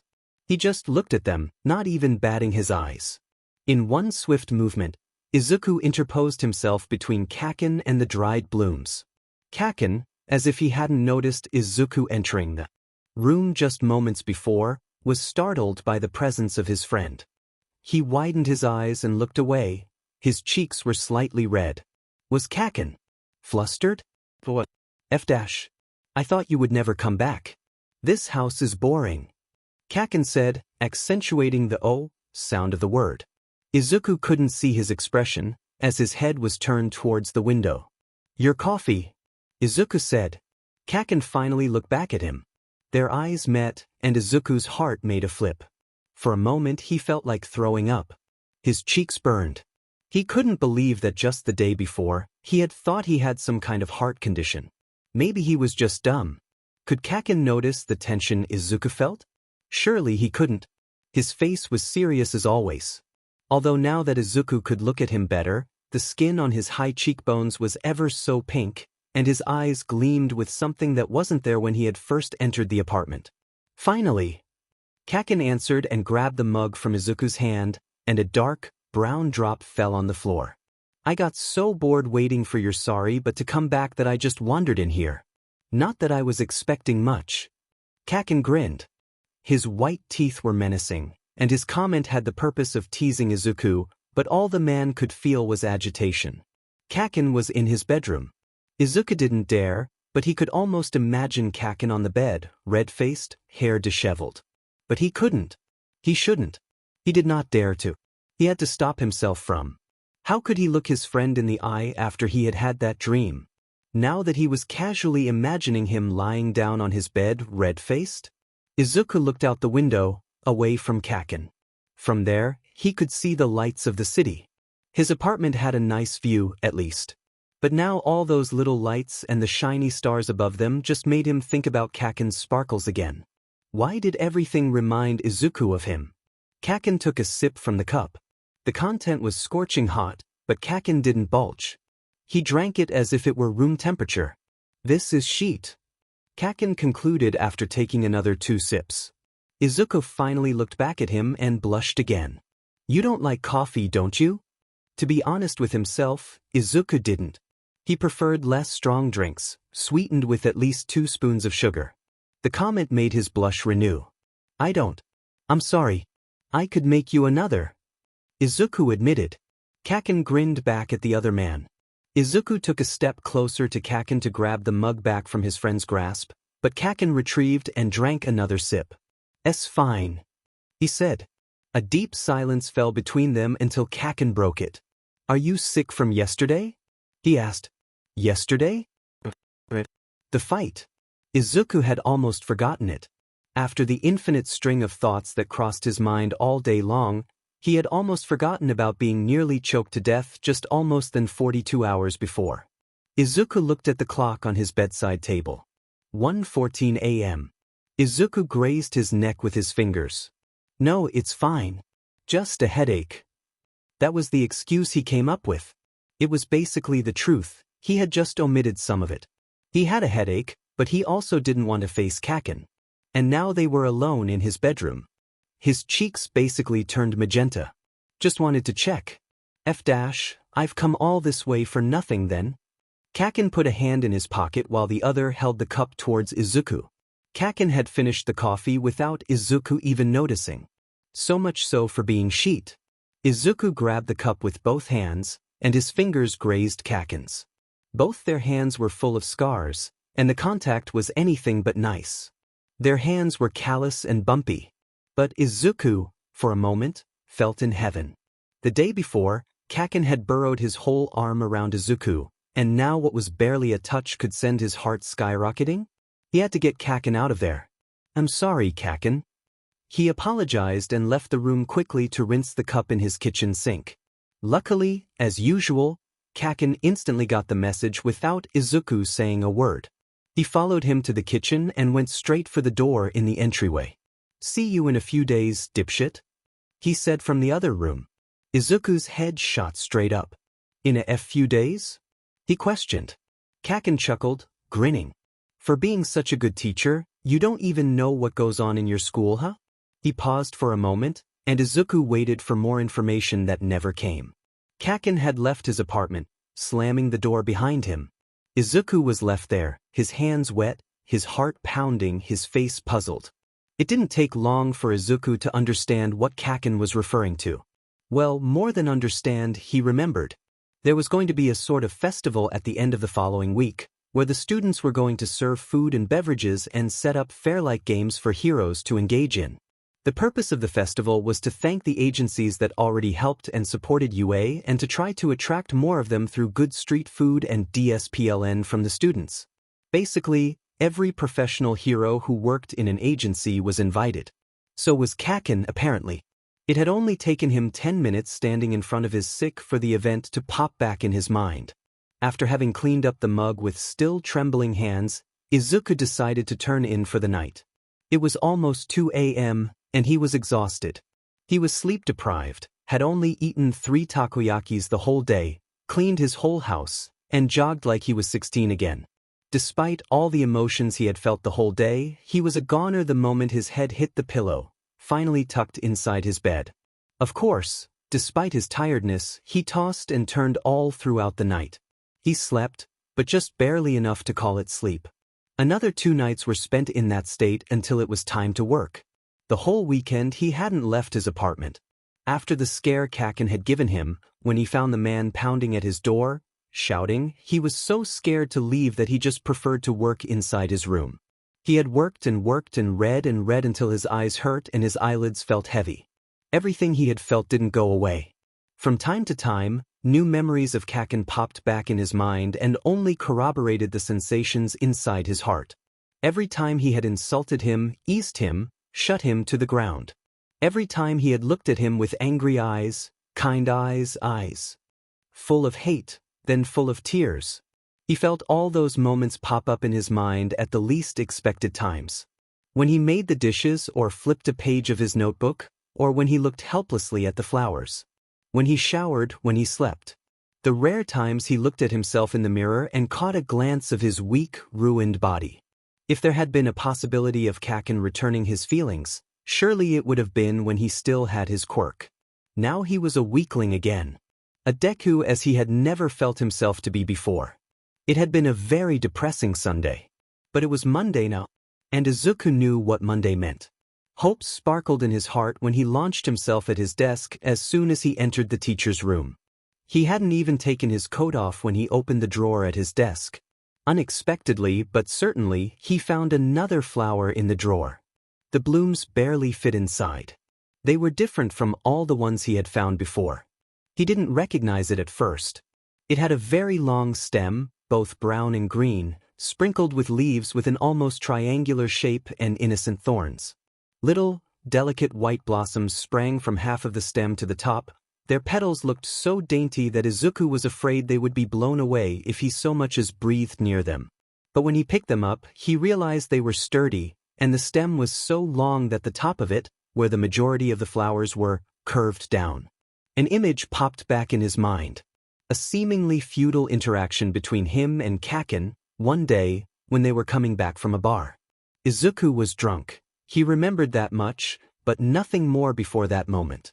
But now, in his mind, a faint memory of that walk back home materialized. He and Kakin had passed under a beautiful tree with those same flowers on it, only they were purple. Izuku still didn't remember what they had talked about, but he remembered stopping under the tree and smelling the flowers. He took the tiny blooms to his nose, and they smelled the same. The buds smelled of freshness, of summer, of citrus, sparkling like lemon peel, and then also notes of cedar, of wood. Wisteria, Kakin had told him their name. Of course, he had to remember that now. Now that he was analyzing the scent of the flowers another person had bought for him. Like all weekend, bits and pieces of moments spent with Kakin couldn't leave him alone. He couldn't escape his own mind. He put the flowers back in his drawer. Wisteria meaning. He searched as soon as his computer turned on. Wisteria conveys a message of beauty that slowly gives up and reveals itself, an unexpected attraction that conquers without imposing itself. This plant is often associated with the ephemeral nature of life and its transitory beauty, capable of blooming intensely despite knowing it will not last forever. At the same time, wisteria represents eternal love, sincere affection, and those deep bonds that, like its intertwined branches, strengthen and consolidate over time. And he just sat there, looking at the screen, for several minutes, reading and reading every sentence many times, trying to put his heart at ease.